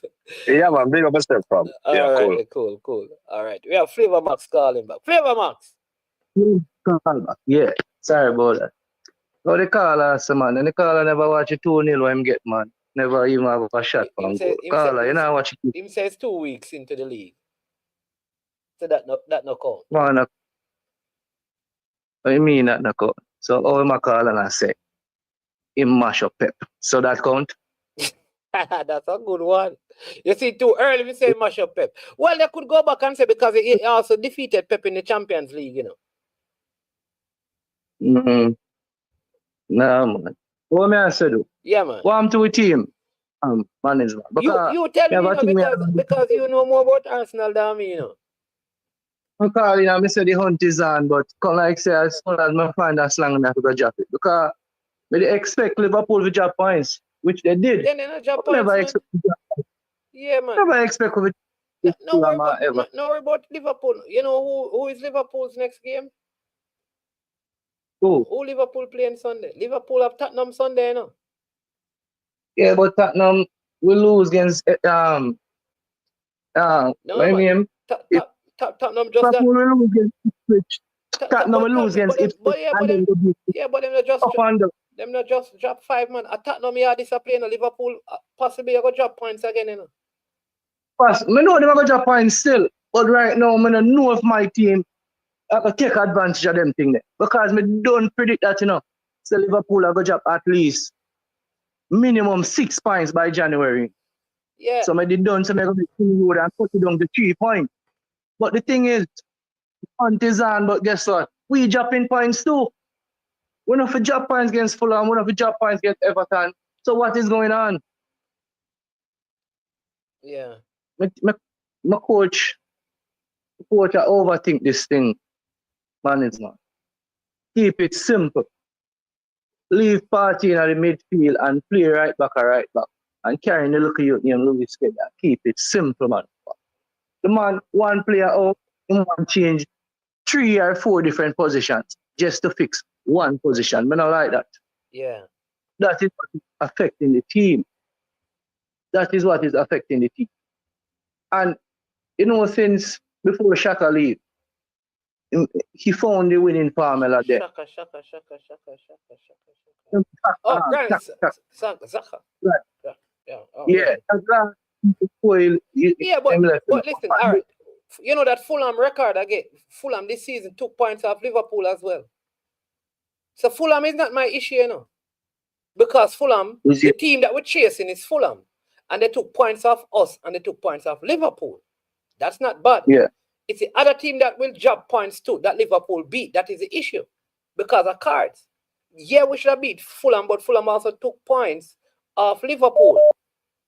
Yes, but they are 9 points ahead. So while they took points off them, it cannot be changed. They're not 9 points ahead, man. They're not. They are 6 points to the game in hand. Yeah, but a game in hand is not points, boss. Yeah, but as a fan, you have to be realistic and look at it. And no. You think said Liverpool just all go Everton and beat them like that? No, I'm not saying that, but the game you play they can lose, but they can also win it. So 6 points I'm lead by game in hand is not points, boss. Okay, but even if you're gonna say 6 points, we cannot trade jaws with them. We cannot, because then they will always going to be 6 points ahead of us. So we have to take advantage of whenever time they drop points. What we need to do is to hope them drop 3 points somewhere, and then we beat them. All we have to do is beat them, you know. And so we have. So when we play them, we need to beat them. Yeah, but if them beat everybody and we beat everybody and beat them still win the league. Liverpool not going to win every game this rest of the season, boss. They're going to drop more points. We're not going to win every game either. What I'm saying, man, is man. You know that Arsenal, that Arsenal not losing any more game for the rest of the season. Well, I mean, they said that they said that when they will play Paris, you know, and they come out and say the hunt is on, you know, because all those games are winnable games. So who will lost to since we play Paris? We not lose no game. What I'm saying to you is that it's a winning, because we have 6 draws this season, and for the so far, and from last season, we had 5 draws for the entire season. Exactly. All right. And so what I'm saying is that, so in terms of draw, we have lost like 2 points. Not only that, we have less defeats. So if we can go on a run like we did after January last season, without drawing any more games and not losing any more games, that means we'll win them. Then you're all right. Liverpool are going to drop points, and we're going to beat Liverpool. I know about Liverpool because Liverpool now win the league. You know. Fly high, fly low. You know. Chelsea, I rather have Chelsea as a favorite over them because them not winning the league. But I'm saying, Chelsea as a favorite or the favorite? Must be the favorite. Favorite over Liverpool. No, man, Chelsea is not a favorite, man. Chelsea must be favorite. So who's the favorite? Eh? Who's the favorite? Who is the favorite? Liverpool. Yeah. Liverpool are the Liverpool favorite. Is based on what? Based on what? Then the man them not lead the league, man. And the man them must be the favorite, man. The favorite. No, leading the league, but leading the league by how much points? Then you just said 9. No, me talk about Arsenal compared to Chelsea. They're not leading by 9 points. Oh, they're not leading Chelsea, but so you really believe that Chelsea is a favorite? Chelsea not no favorite, man. Over Liverpool, Chelsea is the favorite to me, in my opinion, over Liverpool. Chelsea, okay, but you know that favor, man. Seeing that is your opinion, seeing that is your opinion still. We not have to agree with your opinion, you know. But then I tell you, based on my opinion, based on what Chelsea is doing now, and based on their getting momentum and going on a run, in my opinion, I think Chelsea is more favorite than Liverpool. So if you're going to bet on who would win the league, if it comes down to Chelsea and Liverpool, I would, if I was a betting man, I would bet on Chelsea. Okay. Yeah, why not? But I still, the thing is, man is man. I thought these last 8 to 10 games were winnable games for Arsenal to go on a run, and we did not. The last 10 games, Flavor Max? Yeah, man, from Forest, check the games. Those are winnable games. In the league? You can't Yeah, say 10, man. then from Forest, check the games, come down to no man is man. Flavor Max, man. No, man. Flavor Max, Man is man, you're getting complicated. No, one look on the table. Flavor Max, listen, me. If we do this, man. So let me go to, say you say from round 6. Because let me go to, because you say 10 games, you know. We are at round. From we played Paris. So let me. The games after Paris. But I thought those. But actually, you're not listening to me still, but everything good. So I'm going to make you talk. I'm going to make you talk. What are you saying? What I'm saying to you, since we played Forest, all right? Yes. So we played Forest on the 23rd of November. Since that time, boss, man, a 3-game Arsenal playing at the league, boss. You talk about 10 Well, you games. see, yeah, but you're not listening to understand what I am saying. You're listening to talk to me what you want to say. I said, from Forest, the games that we have since we played Forest, those run of games, I thought they are winnable games. Whenever I say we play 10 games. No, you said that you said, first thing you said is that the last 10 games. No. You never mentioned 10. Okay, even if I said that, this is what I'm saying. Don't make it complicated. Since we play Forest, the games we have after Forest, I thought those are winnable games. Okay. So after Forest. So yeah, man, me understand you know. So after Forest, we'll give West Ham 5-2 on the 30th of November. Yeah. All right. Yes. After West Ham, we give Manchester 2-0. Yes. All right. After Manchester, so we drew with Fulham 1-1. That's where we started to falter. I saw that as a winnable game. So we drew with Fulham and we drew with Everton. All right. So that is only 4 points. Even if we got those points, we'd have still been behind Liverpool. Yeah, but we would have cut it down. We would have cut it down by 4. We would be behind by 2 points now, you know. Yeah, but with them having a game in hand. But Flavor Max, then Liverpool would also say that their game against Everton is a win game, so they would still got 3 more points extra. We're not talking about Liverpool, we're talking about my side, Arsenal, what they should have done. Yeah, but Flavor Not about Liverpool. Yeah, but if you talk about Arsenal winning the league, you have to also talk about the team that is in front of you. Because you don't think so. All right, you go ahead, Flavor Max, because you understand me. You cannot talk about you winning the league and not talk about the other teams that are in a better position than you are. That's all I'm saying. The sun shine, and you're telling the people that the sun shine. We don't need you to tell me that the sun shine. I know. I am focusing on Arsenal, and I am saying, if you want to win the league, for the past 3 years, we have been the coming second, being the bridesmaid, and I am saying, if you want to win the league, the games that we had since Paris, those are winnable games. We should win all those games. I'm not talking about Liverpool, especially because we are behind. I am saying to you, all I'm saying to you is that since Forest, Arsenal, if you include so Arsenal last 5 games, Arsenal defeated Forest.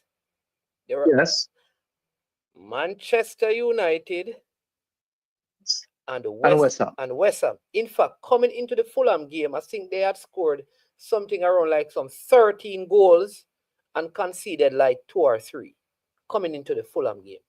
The Fulham game, when you go back to, because we can say, yes, you can say winnable. So let's go back to last season. Arsenal played 2 games in the league against Fulham. They drew 1 and they lost 1. So when you go back to last season and you look at this season, a tie while we would have wanted the team to have won, given Fulham's position this season, you have to be reasonable. Also, the fact that Fulham also took points from Chelsea and from Liverpool. Those are the teams up there. We cannot just say it's a win. Okay. That's all I'm saying. The Everton game, like I'm saying, my expectation was that Arsenal to win. Everton game before this is a game where they dropped 4-0, So all I'm saying is that while you expect, but you see, you are talking like that, but the Everton, but Southampton, who is on the bottom of the table, beat Everton. Man United slap up Everton. Everton has been poor. So here's what to do. So we didn't defeat City, and Manchester United defeat City, and we defeat Manchester United. Like, you see this thing where people talk on the radio, don't make no sense, boss. But Southampton, look how Southampton beat Everton, and they're at the bottom of the table. Boss, them think they're nonsense. Them think they're not a football thing. I know it's a football work, boss. But you see, if you have aspiration and seriously thinking about winning a title, those teams, you have to beat those teams. And let's not forget, we are talking about Fulham taking points from those teams. Bournemouth beat us, no? Those teams beat Bournemouth. Who? Didn't Bournemouth beat Liverpool? Bournemouth beat Liverpool? Who beat Liverpool this season? Forest beat Liverpool. Forest. So Forest beat Liverpool, Arsenal beat Forest. You can't look at football like that.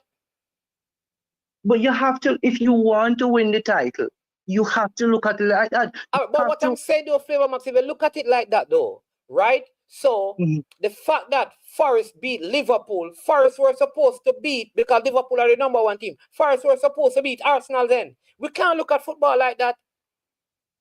But, okay, so since you want to look at, you want to say that teams that we are expect to beat because we are in a title challenge, they consistently taking points from us than the other teams. All right, and that is not good enough. All right.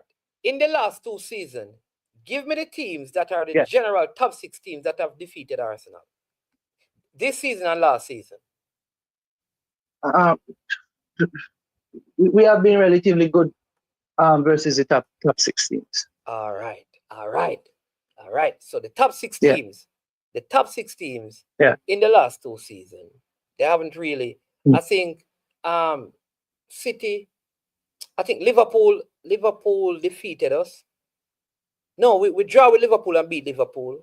We draw with Tottenham, beat Tottenham. We beat Chelsea. We beat United. We tied with City. And I think we lost 1 against City. I could be wrong with that is concerned. I think Aston Villa defeated us and we defeated Aston Villa. All right? So here's the point I'm making, though. All right? It's easier to fix things in the second round against, according to you, the teams that you're supposed to take points off, than if you were being constantly beaten by the team in the top half of the table. The thing is that the team does well against the team in the top half of the table. Therefore, what needs to happen is that the necessary adjustments need to be made so they can beat the teams, like you're saying, they're taking points off. Because at the end of the season, boss, no matter how good a team is, you're going to find some of those lower ranked teams fighting for survival who are going to take points off Liverpool and your Chelsea and your City and your United and your Arsenal. That's football. But look at this. Last season, and this is my problem and issue with this argument. Last season, Fulham took points off us, as you say. Last season, Newcastle took points off us. So if we didn't, Newcastle finished in the top 4 last season, sir, and was in Champions League. What are you talking about? And they beat us this season, and they beat us the season before that. It's not what I have to do with the argument that I am making. Because you're talking like Newcastle don't take points off Arsenal. Newcastle had one of the better records at home last season. Home record, one check it. Yeah, but you saying this has nothing to do with the point that I'm making. All right. I'm saying, all right, make your point. We're talking about improving in the second round. I am saying, as an Arsenal fan, I am not totally confident that we will make that improvement because the same team that beat us and took points from us last season, yeah, doing the same thing this season. The likes of Newcastle, Fulham and others. So what I am saying, I don't think under Arteta, it's not a big tweak, but I don't think he's improving this team for us to seriously win a title. Before Arteta came to Arsenal, one of Arsenal's biggest struggle was their failure against the big teams. Since he has been there, yes, a lot of those big teams. So there has been improvement. I would not sit here. I could not be an Arsenal fan and say that there has not been improvement. You cannot finish second 2 seasons in a row and say that there has not been improvement. You cannot move from 8th to 2nd and say that the team has not improved under Arteta. Improve. I did not say there's not any improvement at all. I'm talking about improve enough for us to win the title, not to come second, to win the title. Yeah, but I will also, in defense of Arteta, I would love for him to be out, but in defense of Arteta, the point tally for last season could have won the league in many other seasons.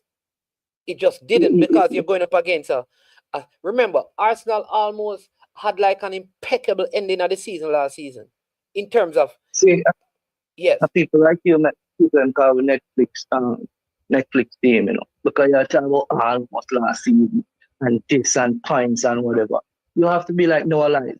You have to play the competition that you are in. Sure. Don't play time and points. Play the competition. That's why Noah Lyles run left the youth. Because we're talking about time, him run that time, Noah Lyles run the race. We have to run the race. So if a man get 95 or 96 points, we have to run the race to get 97 and win the league. So all right, let me ask you this. Last season, was City a better team and had a better coach than Arsenal?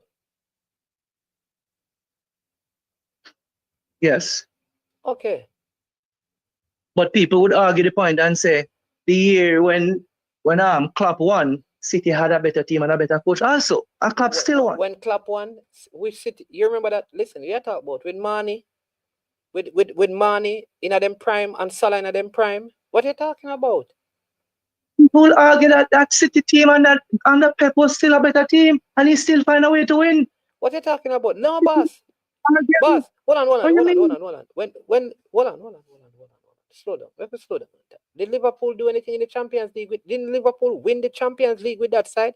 Damn it, one in Europe, boss. We are talking about Liverpool side or not? We are talking about City side better than Liverpool. Better than which Liverpool side?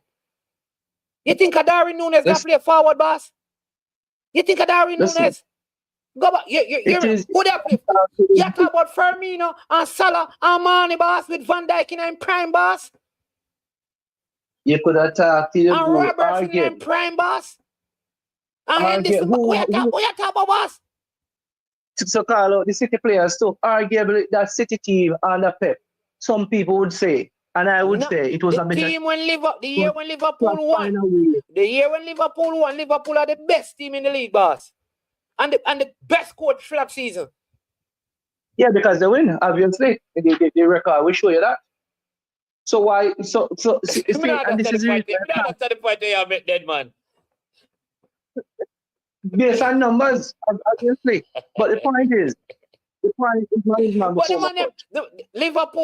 Liverpool won Champions League. Then won the Club World Cup. Which other title they win? I was a FA Cup or Carabao Cup or something. And you sound like you're a Liverpool fan.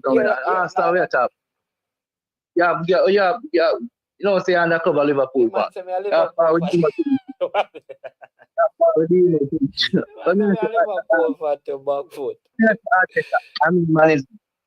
I mean, man, before my cut.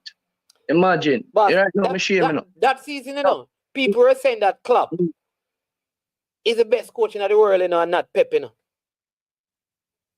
how good Liverpool was, boss. People were trying to make an argument, I remember, and I put Klopp versus Pep, but it was quickly shoot down by the masses and say, are you crazy? Come on, don't do that. Don't do that. Now that City is having a blip, as is a blip, you know. I mean, think them can recover. Arteta should have been the coach to take advantage of that. But he's failing man is man. How can you continue to defend a man like that? No, boss. Oh, you say me a defend Arteta. I mean, do me title say Arteta going, meaning Arteta leaving. So you're defending with me? No, I am being fair. I'm not defending him. You're talking about no improvement. Me have to make them think they're clear that he has made improvement. It's just that I don't think he can think. Here's where you and I are different. He has improved the team, but I don't think he can go any further with the team. That is my point. You and I are different. Well I concur with. Yeah, that's what I'm saying. And he is his own enemy, you know, because him play with the team too much, and all he need to do is just keep it simple and continue. But because as you rate Pep as the greatest coach, and Pep does that, and Arteta learned from Pep. Why do you expect anything different? You see, I think I'm gonna go teach a man everything, and Pep. Yo, let's do this. All right. But before you put the fuck, what do you think? You think we still? Arsenal, you know what is funny? You know what is funny? I still believe that Arsenal are in the best position right now, in a better position now to win the league. And I'll tell you why. Because let me tell you what I believe. Number one, I believe that they are under no pressure to deliver based on the standings right now. It's like almost people have given up on them. So the expectation has really fallen. Number two, I think like they need less to win. In other words, if they get a strike, if they get like Nico Williams to play on the left and a striker, it in January, it transforms everything in the league. In other words, if they get Arsenal need few pieces to make a significant charge at the end of the season. That's what I agree with. I think, for example, for Liverpool to sustain this, there are so many variables because it's a new coach and stuff, and I feel like they're going to drop points, right? So, however, if they get two players to add, if they don't, I don't see how they win the league. There has to be two massive transfer that come into the club in January. And like I said last year, they have to remain injury-free because they have a way of important players, because of the minutes that they're playing sometimes, important players just out at too important a junction. Since you're right, I just sum it up perfectly, you know. I'm a concur, but since I've been supporting Arsenal, probably one time I see them make a massive transfer in a job.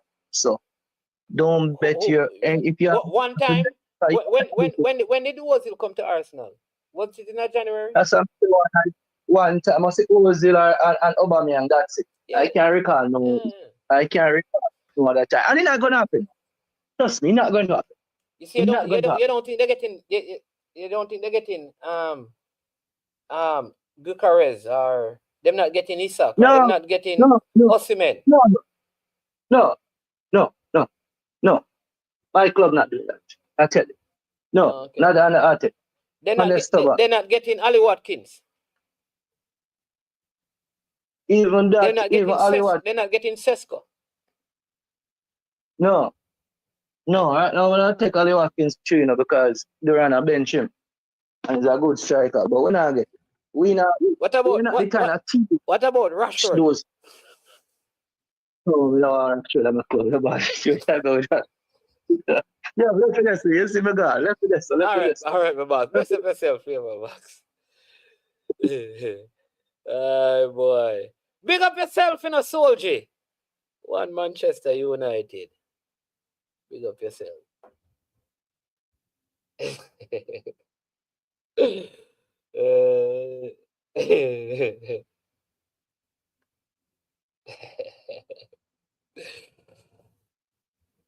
Alright. Like, people, Demo said, listen, you know, I'm not send more football play now because according to Demo, the title is all wrapped up and plastic up.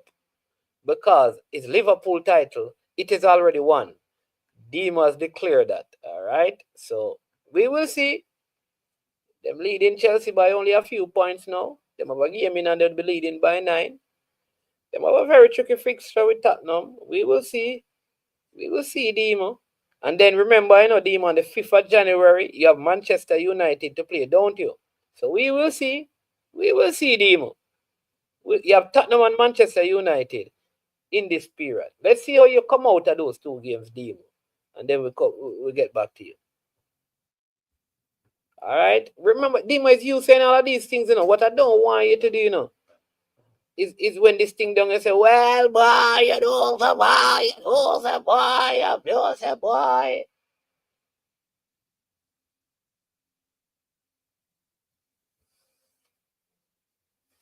Yeah. All right. For final call, and then we end the show. Fabi, Frano. Morning, sir. Yeah, go on with it. Me there, man. Yo, I don't want to make Demo carry down the part. Me? You hear me? I tell you, don't listen to that man in the youth. Don't listen to Demo in the youth. That Demo behave like same of crystal ball all the time, you know. Don't pay that man no mind in the youth. Boss, Demo start the year and said that he's on a sabbatical from Liverpool. So Demo because Demo lose the argument. In and out, Boss, you know. Demo lose the argument from the start of the season, saying can't win it again. Me just entertain it. You are Demo, man. Yeah.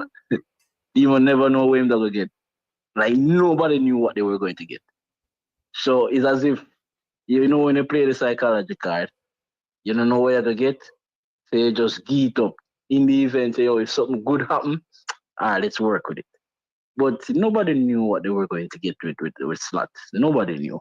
Bear in mind, we barely watched Feyenoord at the time. Barely.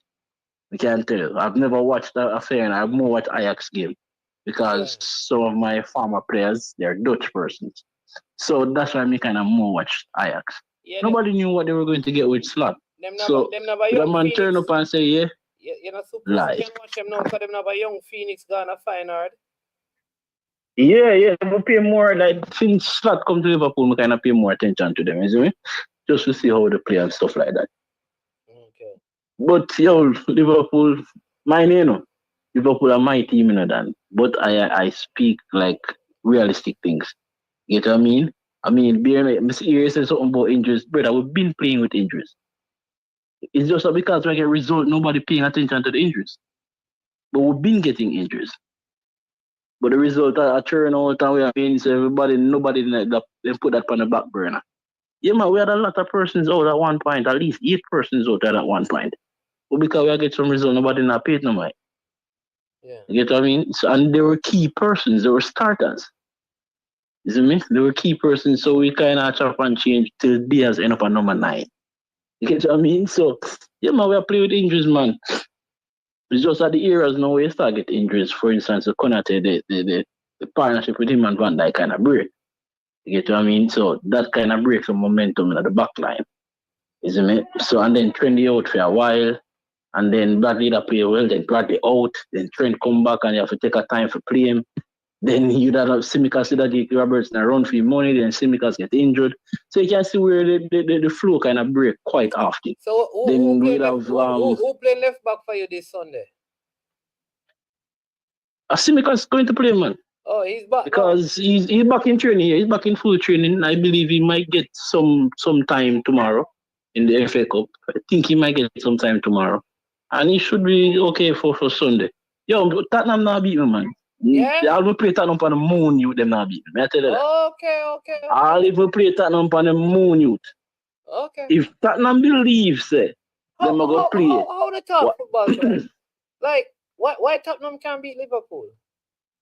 Beat me? Yo, when last Tottenham beat me then? No, I never asked you when last time beat you. So why them can't beat you? No, it's not impossible. It's not impossible. Football anyway. But anything you is said possible. They can't beat you. It is It is a 90% that Tottenham will not beat me Sunday. 90%, and that is based on 10%, man. 10% chance me again. All if me tell us all if me going on under 21 team youth.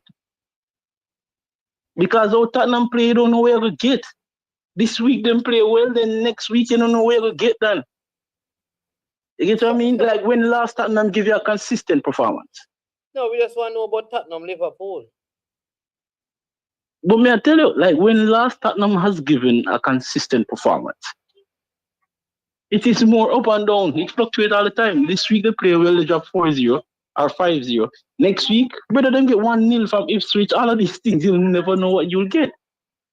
You get what I mean? And the fact that they have some backline problem, man, may I tell you if I'm no youth. Them cannot play high line against. Do not play high line versus this Liverpool youth. They're going to run it to wreck. I tell you. Do not play high line with this Liverpool. And how they, like, that's how Postecoglou plays. That they're going to dead and live on a hill there. So which year are we in right now? 2024? Yeah, so didn't Tottenham beat Liverpool 2-1 in the 2023 season? And drew 1-1. We are not. Wait. And which drew 1-1? When they come to Anfield? Oh, 2-1. 2-1 they beat you, right. Halftime it was 1-1 and they beat me 2-1 down by they beat me 2-1 down by Deerfield with 9 men. Just remember that. Just remember they beat me with 9 men. What I'm saying. Oh, so now we will determine. Only one time they beat you with 11 is actually a beating. No, sir. What we are saying under the circumstance, Mannings. Put it under the circumstance because we all know there are a lot of things that cause a game to go either way. So you know, you get what I mean? And we know that. Bear in mind, the same Diaz goal, we should have get into that. Boss, bear in mind under the circumstance. Every football game that the team them play and bad call, and that you want with them? No, we're not going to go through that. We're not going to go through that. We're not going to go through that. So do you know that the game in 2020, the next game in 2023, it was a 4-3 game, and many people believe that Tottenham was robbed in that game. But you are going against your same word. No, you are going against your same word. You brought it up. So let's go to 2022. But bear in mind, I said forget about that, Manning. So I'm going to tell you, loss is a loss. 2022, 2-1 to Tottenham, 2-1 to Liverpool, and 1-1. 2021, the game 2-2. So I don't know what you're talking about, man. So nobody talk like say, boy, them no beat with them, can't beat with them, now beat with we also beat them. Come on, man. Come on. The games have been close, boss.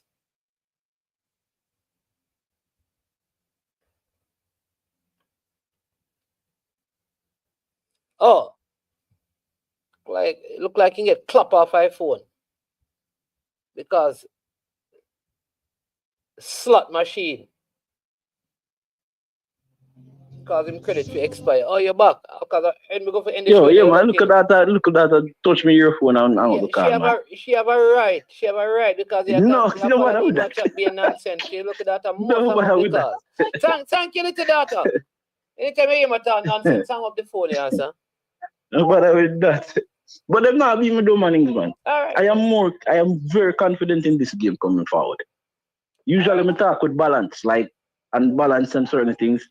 Trust me. Demo saying that Liverpool giving them 4 and Demo club play them with that same high line and never give them 4 love. All right, as I say, Mannings, there were things that attributed that game which would never go down the line there. Loss is a loss, lose is a lose, I'm going to take it. You see me? That's how I say football, that I take the loss. But this week coming, Mannings, we believe we're going to beat them. I am positive that the 4 business with Demo, the 4, I can't follow Demo in you. If you're a betting man, please do not listen to Demo if you're a betting man. Don't listen to him, really. But the 4 business, I'm not sure about 4-0, not because they can be dangerous when they decide to go forward, especially when they use them left and right back. They can be very dangerous then. Once they're on the game, they can be dangerous, especially at home. Yeah, they're going to start really fast. You see me? But they can tell you that they won't prevent us from scoring. Let's say that. They will not prevent us from scoring. Boy, they will not prevent us from scoring. If football is go like how we talk, sometimes all of us would be geniuses. Well, we would have crazy trophies. But it is, as I said, it's just based upon how I've seen them play over a couple of weeks. Yeah. They will not prevent us from scoring then. You see me? It's a long time no one team to prevent Liverpool from scoring. Has Liverpool been preventing teams from scoring? Not of late. Okay. Not of late. As I say, no, as I said before, that a change in personnel in the back line because of injuries kind of messed the chemistry up a little bit. You see me? But I believe we're going to refocus and get that back. But it's not like we can see 3. You see me? A good while now, I don't think we can see 3. You see me? In our game. So, but we're going to refocus, man. We have to. That's the case. We have to. Hey, but watch out, my boss. Man is a play under 16, you know. Oh, man, much of a thing, man. Yeah, man. Yo, tell, remind him, Speid for me, now, please, Anton. Speid vex. Remind him about the thing for me. Yeah, man. Cause, no, me know. You say Speid are crying vex. No, but him have a point though, Mannings, and something from clap a ball long time. Him have no point. Him no come talk. No, here's why I think him have a point, Mannings. Until the man come. The blessing and curse of playing in multiple competitions. Unless him come talk on the show, him have no point. Him better go on Cavaliers. Him have a point, man. Yeah, him soon come on the show. Probably still upset him have to play every 3 days. You see me? All right. Him probably still. I mean, I would be livid than to be playing so often. Believe you me. But it's a blessing and a curse when you have to play multiple competition. And that's in my face. You see me? That's why you have to have a strong team and a large squad and all these things. Because trust me, if you don't have proper recovery done, and then man, you probably not get 8 hours sleep because they have to do this and do that, brother. Yeah, that thing will be very difficult to maintain. You see me? I see them get 3 the other day. Come to watch the game, yeah, they look really lethargic. Believe me. So you need proper recovery, man. So tell him to have to hire some more recovery person. All right. Yeah, man. Put me the link for it, please. Yeah, man. All right, boss. Yeah, man. Bless up. All right, cool. All right, so people, there you have it, you know. Big show just come to an end. I'm looking at the likes on the show, you know. I mean, I like what go on. You understand me? I like what go on. Remember, still, for those of you who have not yet, remember you can leave your super sticker, super chat to help with our Christmas effort. All right? We don't want to sound like we are beg for your good cause. You know? We just ask for your worthy cause, and you can be a part of it. But we're going to leave right now. You understand me? So, people, stay blessed, do good, live good, and be good. I am Management. This has been I Am Sure Sports. And as usual, you know, man, you know it going on. When it comes to the end of the show, you know one thing we say. One thing we say, we watch U16 Mannings versus Clarendon College. Bless up to every single one of you. Johnny Paul, bless up yourself. DW, MF, Demo. You understand me? All of them on them. Jason Guna, Drew. Coach means the style and flavor. Bless up Corey. Pristine. Bless up yourself. You understand me? Peso. Up and running. You understand me? Braxton Irie. Constant Spring. You don't know. Nitro. Richard Crawford. Yeah, man. All of them on them in a Fabi Frano. Said Speed. Soldier. Bless up yourself. You understand me? Yeah, man. For all those persons who listen, Pristine, bless up yourself. You listen and never commented, you know. We appreciate it, you know. You understand me? Duckland, up. You understand me? Yeah. You understand me? But I am Management. And this has been I Am Sure Sports, and as usual, when you get to the end of the program, you know how it is. We say we are over and we are out of here.